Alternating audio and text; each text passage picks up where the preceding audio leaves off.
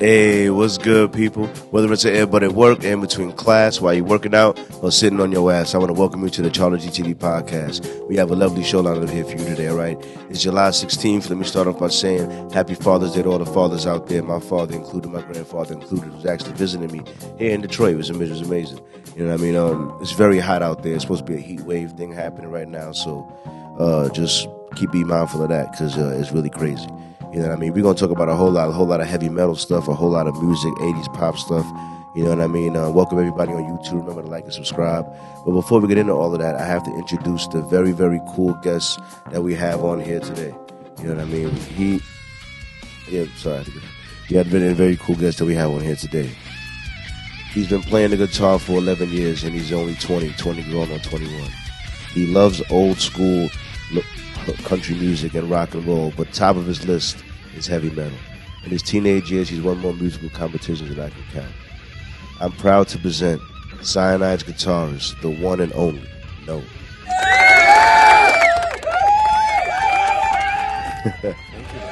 No problem. Say what's up to the people, man. How y'all doing? Happy to have you on, man. Thank you for coming on. Happy to be here. It's going to be a great show, I can tell, man. So we start every podcast with what I call the watch this week. Okay. You know what I mean? So it could be a TV show, a movie, an anime. You know what I mean? It could be something crazy that happened this week. It could be story time. You know what I mean? So normally there's always a recommendation to the people for a show for them to watch. So what came across your consciousness this week that you want to relate to the people? Oh, God. That's a good question. I said. You got like a show maybe, or a new piece of music you're listening to that you like, you know what I mean? Or okay, yeah, I'm just gonna go with the show that I've been watching. Okay. And I've talked to you about this before. What's the show? Magnum P.I. Magnum P.I. What's that show about again? It's about a detective who was a Vietnam vet in the early '80s in Hawaii. And Magnum he's P.I. got a couple sidekicks, and they just do. And he lives at this famous rich person's estate, and he does just detective stuff, and it gets action like that's dope. 80s. Yeah, that's dope. And I mean, I've been watching it for about a year now, but yeah, I mean that's the really only show I watch. So I was definitely watching. That's dope. It That's some classic, nice action. You know what I'm saying? I can respect that. You know what I mean? I'm sure they've done it at a high level. You know what I mean? For sure. You know what I mean? My watch this week is a YouTube channel called 12 Tone. He has about 700-something thousand subscribers, so I guess I'm just new to him. Specifically, a video I want to recommend is something called "What Makes Heavy Metal Heavy." You know what I mean?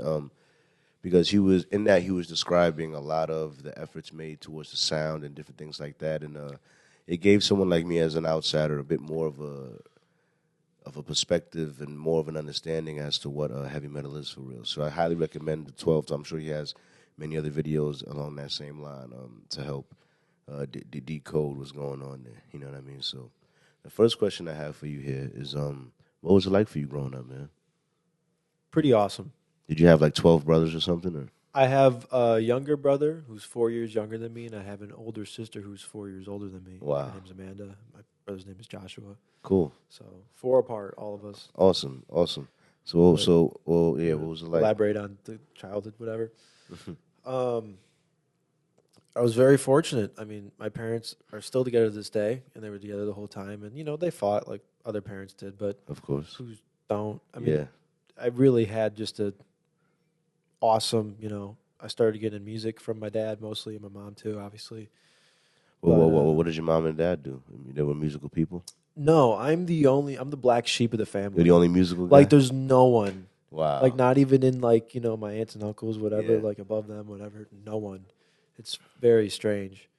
But from some of my earliest memories are being in the car and hearing heavy metal or rock. But your dad liked the music? Oh, yeah. He grew up on it. Big fan. So I would say, like, 95% of my music taste derives from what my dad listens to. But I feel like that's true for a lot of people. It really is, though. It really is, because it's the same with my brother and his dad. You know what I mean? And my stepfather did influence a lot of my musical tastes. You know what I mean? With the stuff he would play. You know what I mean? That's very true for most. It could be nostalgic too. That's part of it, mm-hmm. especially if your childhood was good. Yeah. So that's a lot of it for me. But yeah, I started playing music pretty early on, and from day one, they were just ecstatic about it. So I remember you telling me you was like 14 entering competition. Because my next question is about high school, but before high school, you was already active as a musician. You told me you was in a commercial or something like that. Tell me what that was about. Yeah, so I would play on and off from like 5 to 8, but I would play drums too. And I broke my drum kit at one point, and I was like, okay, that's it. I'm just going to guitar now. And when I was 9, I got my first real guitar. So that was like the starting year. I did the talent show that year. I tried my guitar teacher, and through that, I did those music competitions you talked about in the intro. And then by the time I was 11 or 12, I joined my first band, and it was a cover band with kids that were like 16, 17, who they were like cool. Old as shit to me. Yeah. And I was like, whoa. And then I started my own first band when I was 13, 14 with Gage. Yeah. Cool. So, 13, 14, man. Mm-hmm. That's a young time to be. But that sounds about. I've heard. That sounds about right. You know what I mean? You just stepping there, getting your teenage. You know what I mean? Yeah. And then the craziest part is when I started doing lessons, my guitar teacher was a gigging guitarist, meaning he played for a living. Yeah. So he would have me out to these shows at like bars, and I would go up there and play a few songs. Oh, really? And, that's really dope. Everybody would go crazy because I was like this 10-year-old kid. Exactly. Jamming with adults, so they were like, "What?" Yeah, but that really helps build you faster. Though helps build you. Oh God. That's like when they tried to send like young athletes over to play in the Euro leagues when they're younger, because you could play with grown men 16 in Europe, but you don't really get to do that in America. And playing with people that are older than you, playing with people that are more experienced than you, normally, from what I hear, builds you, makes you accelerate your growth. You learn a lot fast. Yeah. But you're okay with it because that's what you want to do anyway. Yeah. So the first time, I don't know how most people feel about it, but the first time I sipped a beer, I didn't like it. You know what I mean? But I was very young. You know what I mean? I'm trying to remember. Do you remember the first time you had beer? It's too many beers ago. It's too many beers ago. It's too many beers ago. No. I mean, there had to be a time where like my dad was like, "You got, here, son, have like a little." I don't remember it, but there had to be one of those times. For me, if I had a son, I would do it for sure, guaranteed at 13 at least. You know what I mean? 13, have a little. You know what I mean? So as long as it's the right beer. Yeah, we shouldn't have that discussion. Yeah, get on a tangent about the Coors Light's better, dude. Coors Light is good, but I'm mad I can't rep Bud Light anymore because of their stance on certain things. I kind of had to excommunicate them for real. You know what I'm saying? But it's all right. Coors is cool, so. Coors kept it cool. You know what I'm saying? Yeah, that should be their new slogan. Yeah, we kept it cool. We told you we were gonna keep it cool, and now you see how cool we really are. Cool as the Rockies, bro. I'm telling you. And I always thought that marketing was cool as fuck with the shit turning blue. Come on, that's good marketing, dog. Only some people like, is the bottle gonna give me cancer? Like, nah. But listen. All right, you gotta live life a little bit. So, my next question for you was, who was you in high school? What was high school like for you? You get into music. You're young. You win a couple competitions. You're 14. You join a band, form a band when you're about 14, 13. Yeah. You probably either start high school that year or the year after. So do you walk into high school with a band? You know what I mean? Or did the band form the first year in high school? I think, because I was still in middle school when I was 14, because ninth grade was for my middle school. Yep. So, in my first band that I'm talking about, Absolute Anarchy, that started 2016, 2017. So I was already. I actually heard a song for Absolute Anarchy they had played for me about he made about as female at the time. Yeah. Yeah, it was funny. Yeah. No. Shit. Yeah. So actually, when I started middle school, the band had started. It wasn't completely like we were missing two members. Yeah. Key instruments. But it was me and Gage had already started the band. Okay, cool. So by the time I was 14 or in ninth grade, like it was a fully fledged band, and we didn't put out our EP yet. We were playing shows and writing songs and the whole nine. Wow. So by the time I started my first year of high school, that was the year we put out our first EP. But as far as me in high school, I only went to school with the other guitar player, Dino Vario. and he was a year older than me. So there was a couple years there where he was in the next school. Yeah. So we were kind of on and off, like close friends. Was there like in my school? The only reason why I have any experience why I respect and I always joke about the drummer in these situations, but when I hear the metal music and I hear how fast the drummer could be, is because my school, Beach General High School, had a band. We had an active band, and I used to hang out with everybody. I wasn't in the band, but I would hang out with the band people sometimes after school, like maybe before football practice type shit. So I would hang out with them. You know what I mean? So my guy Nicholas Wong, shout out to you because you was nasty on the drums. I still respect you. You was killing it. It was you and I want to say one other person I can't remember that were really good on the drums. And you guys gave me a chance one day. I went and I heard you guys practicing, and y'all gave me the sticks and y'all sat me down. And at the time, I could beatbox my ass off. Like I won a talent show beatboxing in high school. Damn. So that's impressive. All I wanted to do was a simple, like hip hop beat. Right. That's all. 4/4. The most simple ass, basic ass hip hop beat, and just trying to do that on the boom, like kick. The whole idea, kicking my foot, like kicking both your feet got to move at the same time for that one. Yeah, and I'm like, one up, one down. Yeah, just for a simple like, like dog. Like I'm moving my whole body here. I thought I had rhythm until my whole body is the rhythm. So I was able to pull it off for a stretch of about 10 seconds. But those were the most satisfying 10 seconds ever. You know what I mean? It's an amazing when you actually I'm doing it. I'm doing it. Like I can only imagine how drummers really get. I still feel that way on guitar sometimes when I'm doing something that I've been struggling with for a long time, like technically, and I'll be like, "Oh my god, I'm playing it," and then you can't even think about it too much because then you think about the fact that you're playing it. Yeah. But then after a while, it's like it becomes so commonplace.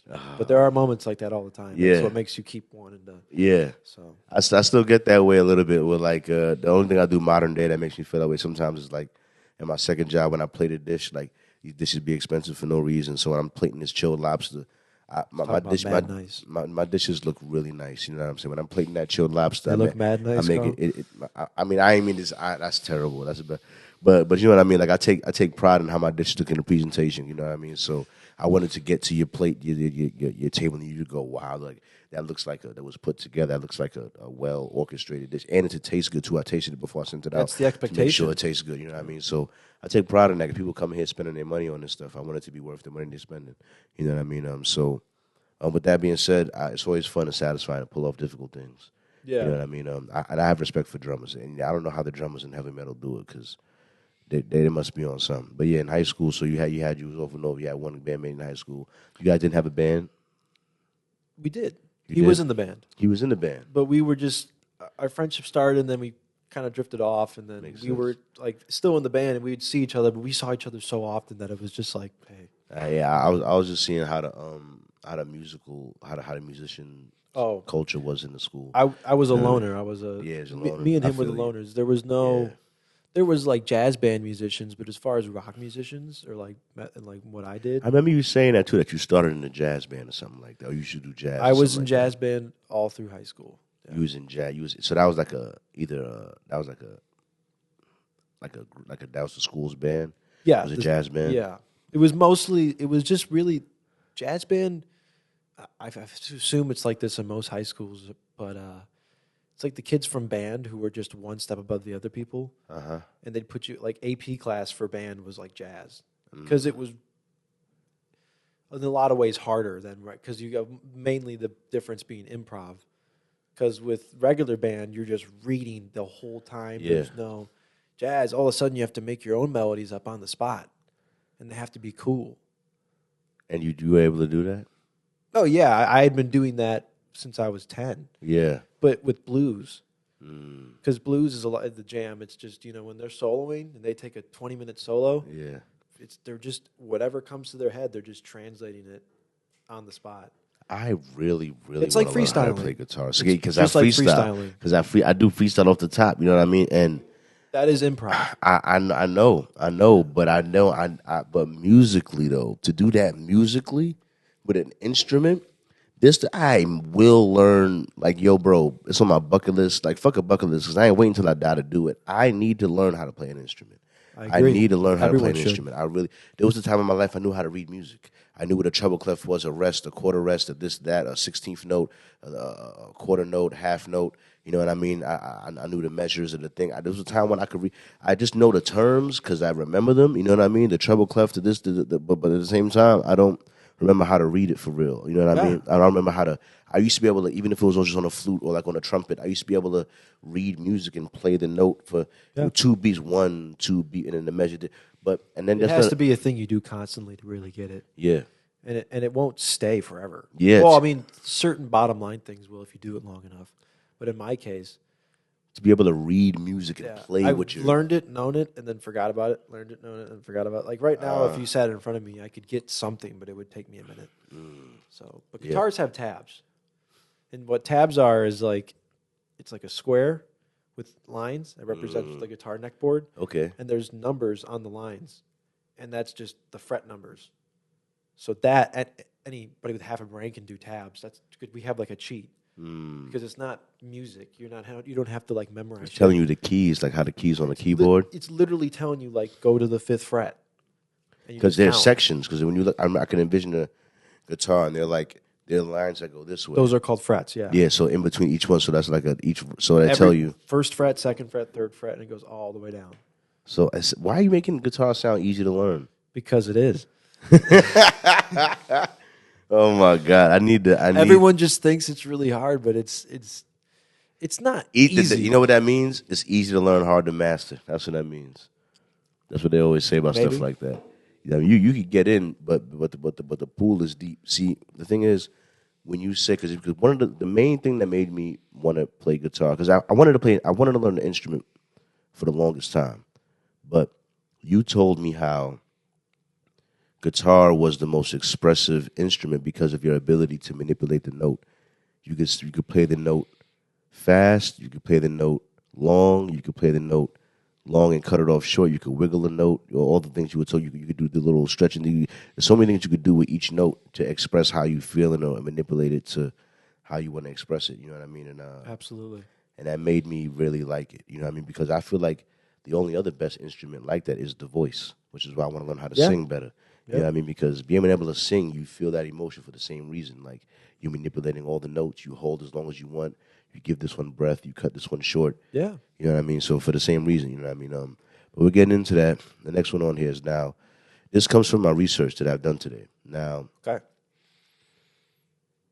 my first question here is distortion on a heavy metal guitar, meaning like, so he said something about drop tuning, and he was talking about how loose guitar strings, not necessarily loose, but like how having them close to that line allows you to reach different frequencies or something like that. And he was talking about how the tuning of a metal guitar is different from maybe a more mainstream Coldplay's band's guitar.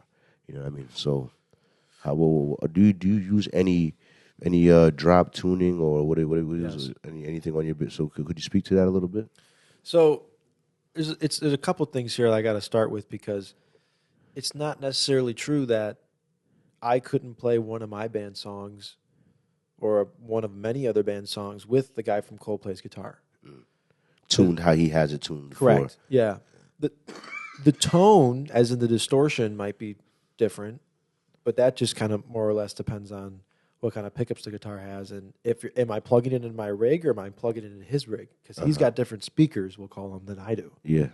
But there's a thing called standard tuning. Why do you think it's called standard tuning? That's the stand. Everybody uses it. Yeah. And E flat, which is what my bands have always played in, just because a lot of my favorite bands played in that, and then also it was easier to sing in. Yeah. By a half step, flat.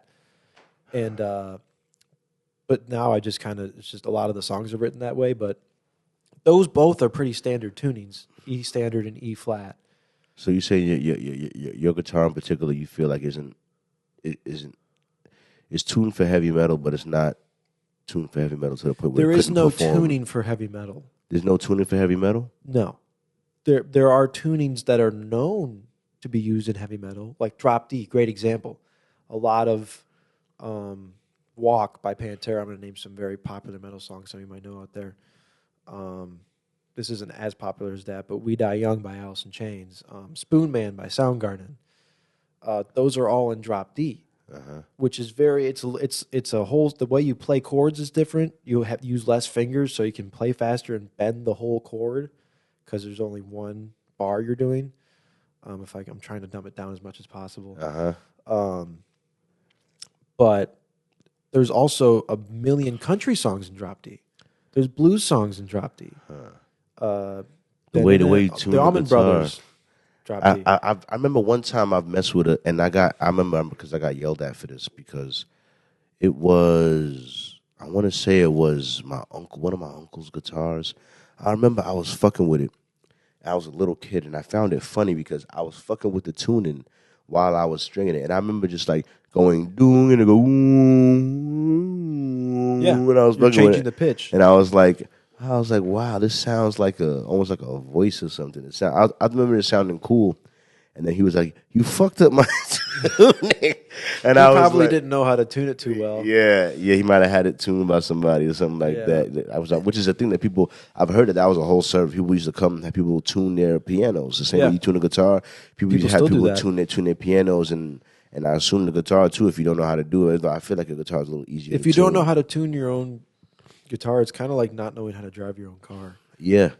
But you see, the thing is, like, the thing that gets me by in a cooking world is that because I don't have the most knowledge, I'm still learning how what mediums of liquid are good for emulsifying different stews and different mixes of stuff. I'm still learning recipes and different like ingredients and taste profiles. And the only reason why I now have an appreciation for pickle juice and the flavor profile of that is how it balances out picklebacks. Some of the other things, exactly. You know what I mean? So like I'm still learning in my shit, but the only thing that's kept me alive that I had from the beginning, and my first boss, my first little leader had told me that she was like, your palate works, like you can taste well. You know what I mean? That's a cool compliment. And she was like, you kind of can't teach that, being able to taste. You know what I mean? You can't, if you can't taste and be like, they could use a little more of this, or maybe this is missing. You can't. But my taste, but my tongue has always been working. If you're like trying to make a connection to like a comparison, perfect pitch or like to music, to be able to hear. Yeah, I've heard people be tone deaf, so that my rhythmic knowledge or my ability, I feel like, to feel music. I don't feel like I'm gonna make bad music. I know it sounds good to a degree, at least in my genre. Now, rock music, at least in the 80s, I know it sounds good there, but metal music, I don't know if I know enough. If my rhythmic intelligence is enough where it can be learned, recreate metal music that is good to people that like metal music. Because if you think about it, all it is it's just everything you've heard your whole life comes out in the music you play. Because that's what your brain knows. So the music you listen to your whole life is way different than what I did. Yeah. All you'd have to do is listen to metal for a certain amount of time, and you'd eventually, even right now, even though you think you couldn't, you can get a rudimentary metal song. If you had a guitar, you'd just go da da da da or whatever. Yeah. And it wouldn't sound much different than that. Yeah. Just like I would have my own preconceived notion of what a rap song to me would sound like or something like that. I understand that. So I think it's a lot easier than people think. You think so? I think it's very difficult, especially with the stuff. I think that's part of the problem. All right. So another thing you talked about was he was talking about what makes heavy metal heavy and how you describe the sound. So he was the three categories. There are other things, and it's very varied. And the metal music is music in general. Once you start talking, because a lot of the things you're talking about, I think my little sister is very good at singing, like very, very good, and she knows how to like play the keyboard, like the piano a little bit, kind of self-taught, and she'd be a little snobby. Sometimes she'd be like, people don't understand music theory. That's in C major and this and that. And I'm like, I don't know music theory. I don't know this shit. Like, I'm like, listen, little sis, I don't know what you're talking about. And I feel like I need to learn a different language. There's always I'm good at like rapping, but as far as like the music side, like creating the music, I feel like because of music theory and so there's like I need to learn that shit because because I don't make music. I rap. I don't make music. You make music. Makes me want to. I need to elaborate more on the tuning thing, The reason it's called drop D is because you play 2 strings in unison. We good? Yeah. Okay. The D string, and you play it with the E string at the same time, and you tune the E string down, drop, until it's in tune with the D string, drop D. That's where it comes from. And that's a very common metal tuning. Yeah, they talk about this. He was talking about drop tuning and how, like, yeah, it's gotten more common as time has gone on. It started in like the late '80s, early '90s. Actually, no, because Sabbath was doing it in the '70s. Don't Black Sabbath, the band that created heavy metal. Stop it! You skipping the topic. you skipping the topic. I get to talk about Sabbath? Hell yeah. Yeah. But look, here's the thing. So yeah, he talked about speed, distortion, and multi-melody. These are the things he talked about that he explained to me. He said speed. He said how speed has been used to add to the heaviness of it because of how many the ways the drumming and get hit it. But also he talked about how that's not a necessity because there's also like a whole genre he was talking about with the lack of speed, the breakdowns, and he was like how going slower or breaking it down is like groove metal. A whole genre of metal too. So you don't need the speed, and the speed manipulation is just a part of it. It's also the distortion. So he was talking about distortion on every level almost. He was like from vocal distortion from the singer to a little distortion being added to the guitars. You know what I mean? And he was talking about how this balance of distortion and clarity, how there's like a fine line. You know what I mean? That they ride there because this is an interesting way. I love hearing this. Yeah. Because it's something I just know in my head, but hearing it explained this way is very interesting. Yeah, because I watched the video. I was trying to understand. You know, I mean, he was like how they wanna distort it to a certain point. You know what I mean? But they don't want it to not still be music. So he was talking about how some bands don't, but yeah, most of us do want you to hear it. Yeah, they still want you to hear it. You know what I mean? Yeah. So one thing I had on here that I'll skip to how he had said it. Do I have it written down here? Do I have it? Oh yeah. Here's a quote he had. He said, "Heavy metal is sonic transgression." That's what he said. Okay. You know what I mean? It likes being hard to understand. That's part of. Did he talk about why it's called heavy metal? He talked a little bit about sort of the original, the first couple times heavy metals was used. So you know about like it just sounding like metal crashing on itself? And that was from a Black Sabbath review. The band, in the paper, they were like, this Black Sabbath is blues rock band or psychedelic. They were known as psychedelic rock back then. Psychedelic rock, that's funny. Sounds like metal, like heavy metal crashing on top of itself, and it just kind of stuck. But I mean, there's a lot of irony in that because the cymbals are made out of metal. Yeah. The guitar strings are metal. Yeah. There's metal all over the guitar. It's true. There's a lot of metal stuff crashing in on each other. That makes a lot of sense, actually. But it was literally like a derogatory review from some guy in a newspaper, and that turned. That's it. Yep. That's funny as hell. Because it was also talking about how like he brought up how like literally heavy metals was like a term being known or like popularized in the 60s and 70s as far as like, you know, literal pollution, heavy metal like mercury and stuff like that back in those times. So he was talking about how rock music and heavy metal music, whatever, that they always had like an attachment to like the outsider or like the rebel or like the anti-establishment to a lot degree. Of that comes from punk rock. Yeah, it comes from that. So when you were talking about heavy metals, they was talking about the pollution or something like that. He was talking about in the very beginning. Really interesting. In the very beginning, he was talking about how that matched the general. He's like there was other it made things. Sense you know on what I mean? Multiple Psychologically, levels. exactly. You know what I mean? And then he did mention also the heavy metal crash and the other thing of it. Like, you know what I mean? So it makes sense on multiple levels for the reason why it's named that way. It is. But yeah, Black Sabbath, he said, used to be heavy metal. And he said that if a band today started playing like Black Sabbath, they wouldn't be considered heavy metal. And he says, you know, I'm gonna personally call complete bullshit on that. You think so? I see where he's coming from, and I can explain what's going on here. Because if I were to sit here and play you a Black Sabbath song, and then I'd sit here and play you, I don't know, a Gojira song or a Kubla Kai song. I'm just naming a couple popular bands from today in metal.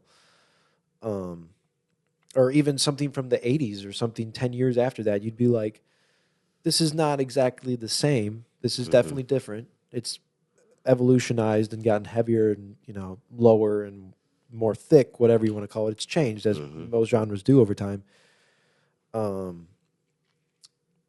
But there's still that root of heavy metal, Black Sabbath. Like that is what, here's Black Sabbath. That is what heavy metal is. Sure, it's changed, but you can't go and just say fuck everything before this. Yeah. Not that the guy is saying that, but if a band were to come like Black Sabbath, they'd be probably classified as like 70s metal or like classic heavy metal, but it's still heavy metal. Heavy metal can be a lot of things. It's like at the top of and then it breaks down into those subgenres, but it's still metal. Like that's how I would describe if like a rapper came out today rapping like Rakim and Eric B in the 90s. You know what I mean? It'd be like, yeah, that's rap and that's hip hop, but like it's like a old school, like like the delivery, the style of it is more an older style. But you wouldn't call it rap because he's the guy that fucking invented that style. It's more hip hop than rap. Yeah. Well, they might feel like it's more rock than heavy metal, or more heavy. Like for example, he even said that heavy metal like I said, this is just a YouTuber guy, but he was like how heavy metal, in his opinion, was like when they say heavy metal, they are referring to that older. Like they don't even. He says like today's music is like they say like all the different subgenres you was talking about. You know what I mean? They don't even like. But when you hear somebody say heavy metal, do you think old school Black Sabbath or maybe a decade after that, or do you think modern day when you hear heavy metal? I kind of think about it as a whole, almost. You just think it as a whole category. I feel like if you asked a lot of... So what is the sub... I'm just saying, what is the sub... Because it's subgenre. So if Black Sabbath isn't represented as in by the whole... by heavy metal, what would be their subgenre if not heavy metal? Because it's what... Maybe stoner metal or doom metal, but not really because they're just everybody knows who invented metal. Black Sabbath. It's like the standard. It's like that's just what it is. And you can get into arguments like Blue Cheer and Cream and Uriah Heep and some maybe Deep Purple, but kind of around the same time, and they were like closing in on it. But Sabbath was really the ones who just grabbed it by the balls and went, Yeah. So, but I think of. Maybe it's subjective to every other metalhead on the world, but I think of like the metal that I enjoy, and I'm like, that's heavy metal. Like it could be a Sabbath record, but it's totally also Down first record. It's totally also Master of Puppets. It's XYZ, all that stuff. That to me, that's heavy metal. I have a question that I didn't have on here, but question: what substances would you say are associated most with a heavy metal event or concert? Event or concert? I think it's no different than a rap concert or a country concert. It's weed and alcohol. Mostly? Probably some coke in there, but I feel like there's coke everywhere. But you feel and cigarettes. So you feel like mostly still weed and alcohol for a metal show, the same thing. Yeah. I was expecting like maybe like in the 80s or 90s, Molly or I don't know, meth. Shrooms. You could throw shrooms in there, but definitely like in the 80s. Nah, shrooms in a metal show. Oh my god, yeah. That sounds like you won a bad trip. No, well, see, that's the thing is, people go to metal shows, and if you're a metalhead, it makes you happy as shit. So you're just happy with your favorite music, and then that just cranks it up. I've never done shrooms, but from what I understand. All right. So it was talking about how metal tends to reject sounds that go mainstream, and it was talked about glam metal, and it sort of referenced Montlëy Crue. It was trying to say they're one of the biggest glam metal bands. Yeah, they were trying to say how Montlëy Crue was like a main. It was like it was metal, but you could tell they were trying to appeal to a mainstream type thing. If I can explain to you like this, they are the Black Sabbath of glam metal. Meaning the way Black Sabbath, and this can get. I almost shouldn't have said that. I can hear like the metalheads being like, "Well, no, because technically, like there was glam rock with Alice Cooper, and then Twisted Sister was definitely early glam metal, but they're fucking heavy metal musically. They just had the stuff on. But as far as like being the biggest and probably one of the most definitely top 3 or 4 important glam metal bands, and the earliest too, Montlëy Crue. Yeah. Does that make sense? Yeah. Like they're the forefathers of that genre, the way Black Sabbath is. I understand that, but one of the things he was bringing up was like how, because he was bringing up how it was like an oxymoron, how he was explaining how I digested it, because he was saying how pop and metal like don't go together. So the glam metal is like saying hot cold water, like I don't know how to put it. Like he was like, they're not supposed to. It's not supposed to be like that. So it's like. So the equation of glam metal is metal, and then like early 80s, late 70s, like David Bowie, like glam glitter pop. Yeah. Or like T-Rex and... Yeah. Man, David Bowie has some hits, man. Now I'm glam because I like David Bowie, because I love 80s rock. I do. Glam just means the makeup and the shit. Okay. And the literally... You know, with the leather and... you know...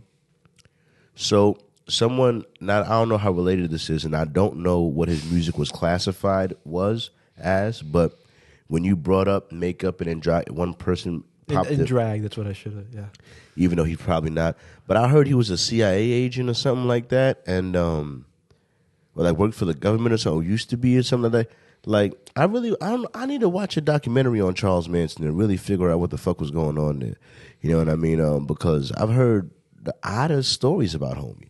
You know what I mean? But what music did he create exactly? With that what I mean, kind of like Beach Boys type music. That was like that Beach Boys. Mm-hmm. I think, if I'm not mistaken, like, there's a song on a Beach Boys record that was written by him. I could be totally wrong. I feel like that's a thing. Man, wish we had a Jamie. Charles Manson. Yeah, Jamie. Yeah, I gotta. For me, it would be Brianna eventually in the corner over there. You know what I mean? Lifting it up. We'll see. We'll see who I can get to be the assistant. But what was the question? I didn't even let you get to the question. Who I had brought up? Who was it I had brought up? Montlëy Crue and glam metal, and yes, it was Montlëy Crue and glam metal. I was trying to figure out. Shoot, then I totally forgot. Nah, but it didn't. I'm gonna put this down. I'm gonna put this over here. Put this over here. You know, but nah, I totally forgot. Nah, but the thing is, I'm trying to figure out. What I was trying to figure out was if Montlëy Crue wasn't good with pop metal. I mean, but like pop, it don't go together. You know what I mean? That rebelness. Trying to make metal that's catchy and. Yeah, can you make metal that's yeah? Like you absolutely can. But would it still be classified as metal? There's a subgenre for every kind. Right. Today's version of that would be probably like metalcore. Which I hate. Why? Why you hate metalcore? Because I don't even know why you hate it. It's metal mixed with like kind of like emo punk or emo music, but also like pop. So it's just too sweet for me, I guess you could call it. Not heavy enough? Well, parts of it are heavy, but then you mix it with that and it kind of just is like, why are you... It doesn't... I don't like it together. Like tonally, it doesn't make sense together. No, it makes sense tonally. I mean, it's a totally subjective thing, and it's a very popular genre. I just personally don't think it's tough enough. Oh, if I can think of a way. Yeah, that's the only way I can really describe it. I don't know. Yeah. It's just a thing. I just never dug it. Yeah, it's probably not... Well, it sounds corny to me. It's probably too... Because one of the things he was like... He was trying to get at, he was like, it be distorted or it be like a little harder, but it's like understanding that is like you decoding the metal. You know what I mean? And you being able to decode that is like you being able to hang. You know what I mean? And if your shit is too easy to decode, you too mainstream, then it's like there's no work. You know what I mean? There's no... Like, I don't understand. I must have been doing that subconsciously because I've never done that in my head. Yeah. And it's been like, this is why I like this. But that I've never heard that analogy. It's interesting. Yeah. I don't know. Like I said, I'm just outside of trying to understand it. You know what I mean? So here's another one I have for you, right? What are your opinions on 80s rock? Like you mentioned a bit about David Bowie, but like David Bowie or like AC/DC or like... When you say 80s rock, that could also be kind of classified as a lot of glam metal. Really? Yeah, like Montlëy Crue is 80s rock for sure. All right, so AC/DC or better yet, Aerosmith. Those are two rock bands. Those are bona fide rock and roll bands. Okay. And they ascend all decade. Yeah. Rock. Those are rock Because and roll. Aerosmith and AC/DC could be a 70s rock band. They could be an 80s rock band. They could be a 90s rock band because they've been a rock band that whole time. I remember he said something about the beat. Now the Beatles wasn't a rock band. I mean, a metal band, but No, Beatles, not metal. Rock. I don't really know. I don't want to. There's a lot of Beatles like fanatics out there who will just crucify me for saying the wrong thing. But he said the funniest thing. He said the funniest thing, and like I don't like analogies. I like analogies that work both ways, but it was really interesting because he said it because I'm a big Avatar fan. I like Avatar shit. And he said how metal came from rock, and I was like, well, literally, well, metal did come from rock, didn't it? Oh, yeah, like a metal, you know. I was like, there's no way I'm supposed to take that literally. That's too stupid. But literally and figuratively, it works both ways. Yeah. You know what I mean? Because metal does come from rock. You know what I mean? You pull the metal ore out of rock. Yeah. And metal, as a music genre, did come out of rock. Yeah. You know what I mean? That is a true statement. Yeah, so metal comes from rock is true no matter how we take it. Yeah. There's no chicken or the egg here. It's the chicken had the egg. Yeah. Thank you very much. For real. You know what I mean? But which one if you were a record label, right? And you were purely focused on profitability. And the only two genres you were allowed to invest in was rock and heavy metal music in 2024. 2024. And you wanted album sales. Obviously, you're a businessman. You're trying to make money. Would you sign more metal bands or more rock bands? More metal bands. Because there's a really cool thing going on right now, especially with a genre called hardcore, which is a genre of metal, a subgenre of metal. That's becoming very, very popular. And there's a whole scene with that, and bands keep coming up, and there's a lot of different subgenres splitting off that are very popular, like even in like deathcore and slam and grind. Like there's a very marketable. I'm seriously, slam metal, or I think it's just slam. That's why I don't really listen to it. But grind is a thing. Grindcore. Yeah. Yeah, I'm trying to grind your core. It's too many jokes. I'm trying to hold it together. Slam and grind core. You know what's so funny is I sound like this is like totally normal verbiage to like any metalhead. Yeah. They're like, yeah, slam grind. Oh but no, God. what was I getting at? There's a very profitable, popular thing going on right now in that. So you feel like the marketability, the profitability, the merch, the stuff that all attached to all the goth chicks and the emo alt chicks, that whole thing. What do you think most of them listen to? A lot of them listen to like Trippie Redd and like the kind of like I guess that's either Ice or. Nine Kills and like the real darker shit. Like whatever. What was that kid? That guy who emo died? guys, bro. Yeah, the emo rappers. Oh my gosh. Yeah, it's either that or metal. Terrible. The emo rappers I wish never existed. What was the one that died? There's a couple of them that died. It's either Juice WRLD or The white guy. or Peep. Yeah, Lil Peep. Lil Peep. Oh, every girl I knew, bro. All the chicks I was into were like Peep. Like they were, yeah.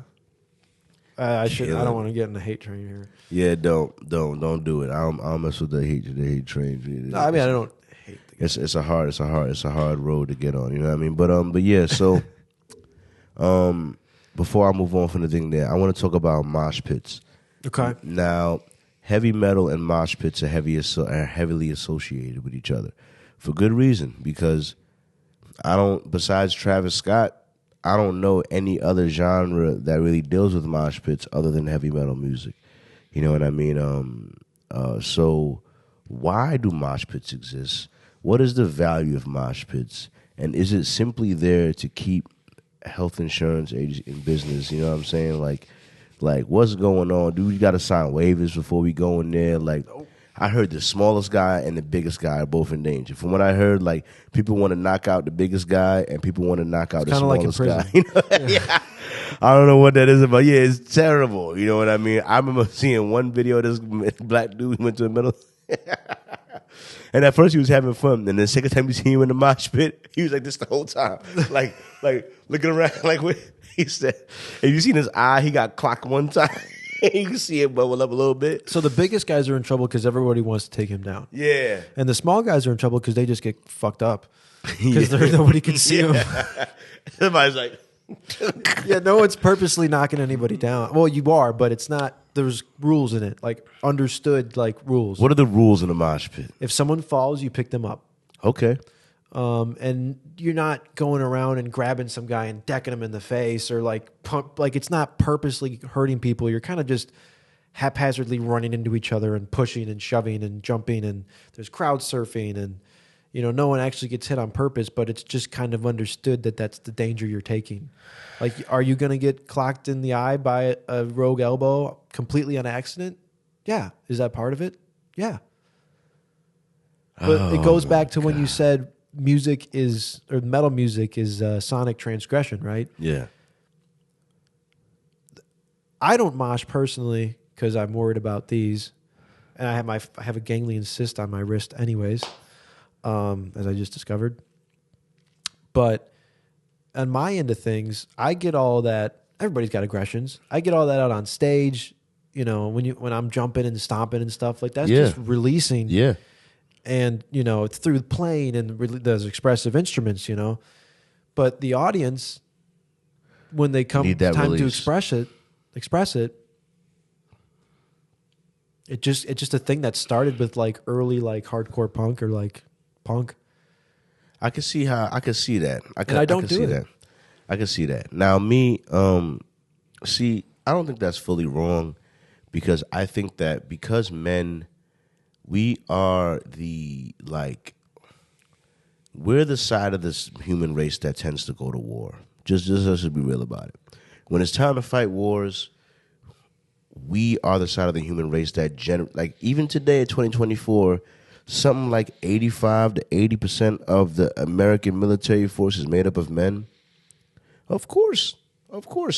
There's no denying the fact that men have been the majority of the fighting force of every nation that's ever existed has been defended by the men of that nation, right? So I'm just saying, the male, because of that, and because of also, even if you don't go to war, simply hunting, facing danger, a big animal bigger than you to kill it, to bring it back to, like, the male psyche has to have a space for violence, a space for combat, a space for that kinetic energy release because we've needed it for survival. Like I said, even if it's just for hunting, or much less defending your home or your village or anything, like we are the enforcer part. So, and I feel like modern society today doesn't leave a lot of outlets for that combative energy. For partly why it's so popular. Yeah, you know what I mean? And I could see how metal music, for some people today could be the only release of that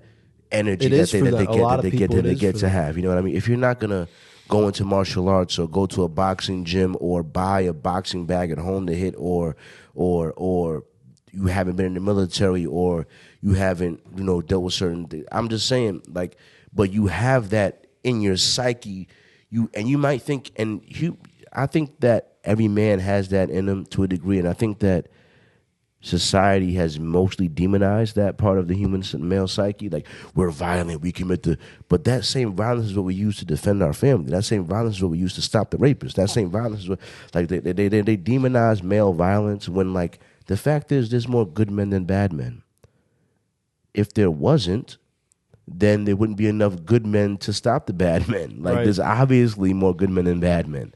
You know what I mean? I'm just going to respond because I've seen this thing going around online. You probably haven't seen it, but they've been asking women, if you were in the woods alone as a woman and you had to choose which figure you came across in the woods, a bear or another human male that you don't know. Before I continue, what answer do you think is popping up in the online? I feel like people are saying bear. People are saying bear. Women are saying bear. And to me, that's crazy. So you're saying you're in the woods. You rather see a bear, a wild animal. You feel more safe seeing a bear than another human male. That is crazy. I understand human men have done some bad things. I understand that. You know what I'm saying? But to say that you trust a random bear more than you trust a random male is crazy, dog. You know what I mean? Come on. You passed by tons of us. We didn't do nothing. Come on, man. We're not all crazy. But the fact that anybody would choose a bear over a man is crazy to me and says a lot to how, you know what I mean, the human male psyche is misunderstood today. If you're going to choose a bear. Why do you think? You said that they're choosing a bear so casually, but like, does that make sense to you for real that they would choose a bear over a human? Who would you rather see? I mean, most women are just terrified of men now. But as a man, you're a man. You're walking through the forest as a man. What would you rather see? Another man? Yeah. Think about that though. I'm a man, and I can defend myself better from a man. 10 times out of 10, you're gonna get mauled by a bear. Yeah. What the fuck? Yeah, exactly. Like if you're close enough to where you see it, it's pretty much it's game over. Done. It's done. Are you kidding me? Like it's not even a question. But like, it need to be rephrased with: would you rather see a kind, normal human man? No. He doesn't have to be no. Just a man, just a human male. All right, we're not giving any precursors on his mental condition, his race, his physicality, nothing. So you mean like period, even if it was like a certified like not a good person? Random man across the middle. There's a 150 million to 200 million men, mad men in America. A random man in America or a bear. A black bear, a grizzly, a bear or a human male. Dog. I think even a convicted felon of 10 murders walking by you is probably more mentally together than a straight bear. You might have a better chance than a straight bear. Than a bear. I don't. Yeah, bears are. Dog. Bear. There is no negotiation. There's nothing. It's either you die or you don't. There's no like, hey, I got $5. I could cash app you something. Hey, yo, I'll give great neck. You let me live. Something. There's nothing. There's no negotiation. Nothing. It's a bear, dog. It's a bear. How did we get on this? I'm just saying. Because I'm retarded. That's why. You know so mosh pits. Yeah, but so mosh pits. Yeah. I feel like if I had to choose between the three options, were a man in the woods, a bear in the woods, or a mosh pit. You're choosing bear, aren't you? I'm still choosing, but if it's between bear and a mosh pit, now I'm like, I'm getting fucked up either way, dog. A mosh pit is such a part of the metal. It's so appalling of the metal culture that I went and got. Jesus, can't talk. I can't talk today. I went and saw the Slayer movie. Slayer's a iconic metal band. Okay, from the 80s and 90s and so on. And there were people moshing at the bottom of the theater in front of the screen during one of the music parts because that's just what we do. Wow. But I don't have to defend the fact that I don't mosh, but when I am at a show, I feel like the musician side of me wants to watch what they're doing on their instruments and be entertained and see how they're doing their chord progressions, their stage presence, like their movements, their dancing while they're playing, and just enjoying the music. Whereas when I'm moshing, I'm trying to make sure I don't break my hand or get fucked up. Because, I mean, I've used to do it, and when I was like 14, like there was a small time when I did it, and I was like, this is fun, but it gets dangerous fast, especially when you're 14. And grown men are just... Well, I wasn't drunk at 14, but the other people are drunk. I wasn't. It was a year later. Yeah, funny. Yeah. No, but so, and then... I get my aggression and a lot of my emotion out on stage or at practice or when writing, playing guitar, period. But I also work out a lot. So when I'm at a show, I'm usually pretty chilled out. Yeah. And just trying to enjoy it. I don't want to go into attack or survival mode. Yeah. And the other thing is that you have, when you say your hands, you know, you value your hands lifeline. The way a surgeon does. Absolutely. You know what I mean? Because a surgeon is nothing with the injury to his hands. We all seen that Doctor Strange movie. He was a great surgeon. He was driving, had a car accident, fucked up his hands. A surgeon getting injury to his hands, a musician getting an injury to his hands. You know what I mean? That's why I don't understand. Like, I know this guy. Shout out to him. I feel bad for him. He rides a motorcycle, and he recently had a car accident where he broke both his arms. More on a motorcycle. So he's still... Someone close to me got in a motorcycle accident and went flying off the motorcycle.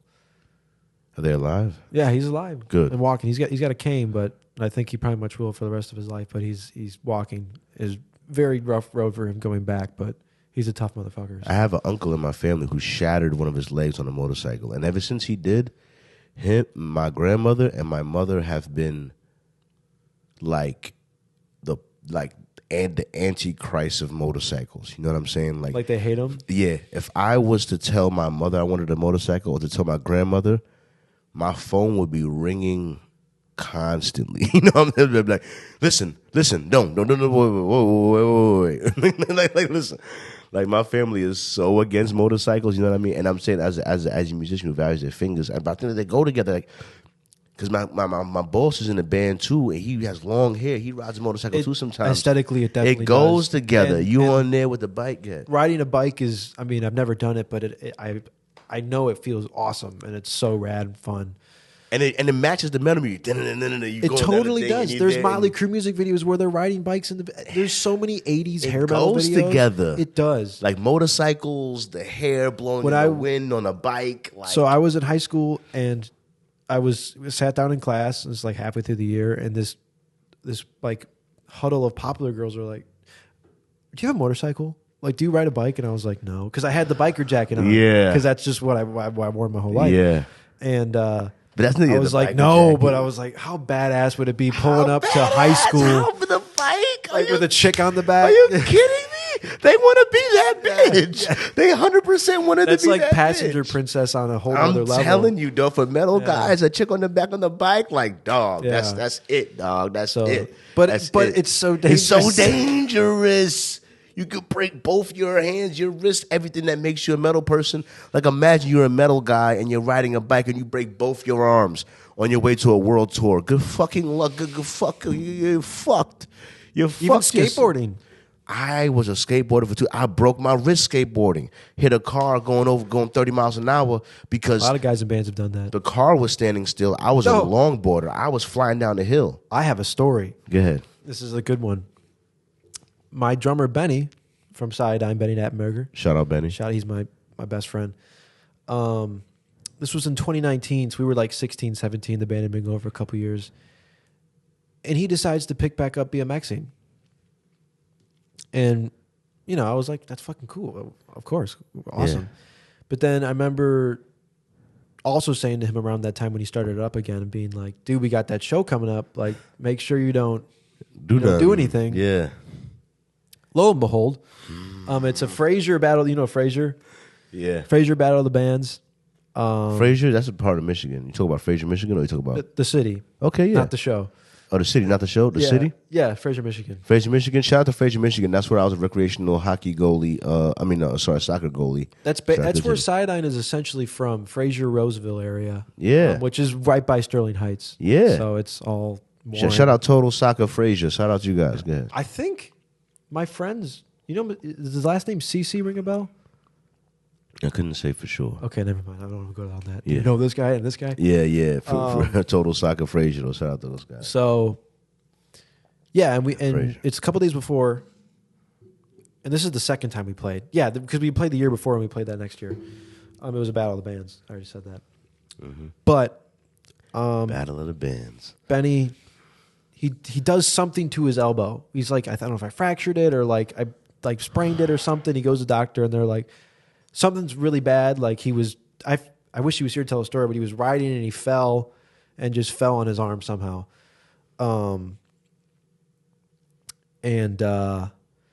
He played the show in a cast, like a sling cast. Like it wasn't a full cast. They like kind of like put like what instrument did you play? Drums. He's the drummer. How the fuck are you with the chicken wing? So it wasn't like that. He just kind of had it wrapped up in like a splint type deal. Oh, so he had the full motion of it. He was in complete total pain. And he played the show. And I was like, God damn, Benny, like props to you. And then he went back. Turns out it was like really fractured bad. So he played the show with a fractured elbow or something. Jesus this forearm bone. Christ, I don't remember the off specifics BMXing. And then there's a part 2 to it because we had our first out-of-state show as a band. It was in Pittsburgh in October of 2019. And Blasco Ozzy's bass player. Ozzy's the lead singer of Black Sabbath, and he went on to have a very awesome music career. But his bass player was there, and it was for this fundraiser ballroom thing for this brand called Mad Viking Beard Company. Okay. And we know those guys through mutual friends or something. Mad Viking Beard Company. Okay. Yeah, they're huge. But we went there to play it, and we're all pumped. But the thing is Benny had his arm in a full-on cast, and we did a show before that, or was it after that? It was after that. It was in October though, where we had a fill-in drummer by the name of Dominic De Leon, who is the drummer of this band, Guitarist. Yeah. Shout out Guitarist, and one of my dear friends. But he filled in after that. But we should have had him fill in for that Pittsburgh show because there was a guy who was working there at the time or with the Mad Viking guys. He's gone now because you'll see why. He was like, yeah, I'm a drummer. I'll fill in for you. Like, I'll learn the songs. We show up. This guy is like completely blackout, hammered, drunk in his car like a minute before we go on. And he's like, yeah, I'm good. I'm still good. And then we get up there and we're like, this is going to be fucking terrible. Like, he's fucked up and I doubt he knows the songs. And it was a Pantera song. And he started doing like the complete wrong beat. He started doing something called a blast beat, which is just real fast. And it was supposed to be more like, and it was not like that. It was that. And then he was just playing random shit and like just fucking everything up. Damn. So we're pissed. And this really important guy in the music industry, Blasco, is watching us. There. And he walks out because it was so bad. And I don't blame him. We know him a little bit, and it's been explained. This was years ago. We were kids anyways. But Benny gets up there and plays one of our songs better than that guy probably ever could with one fucking arm.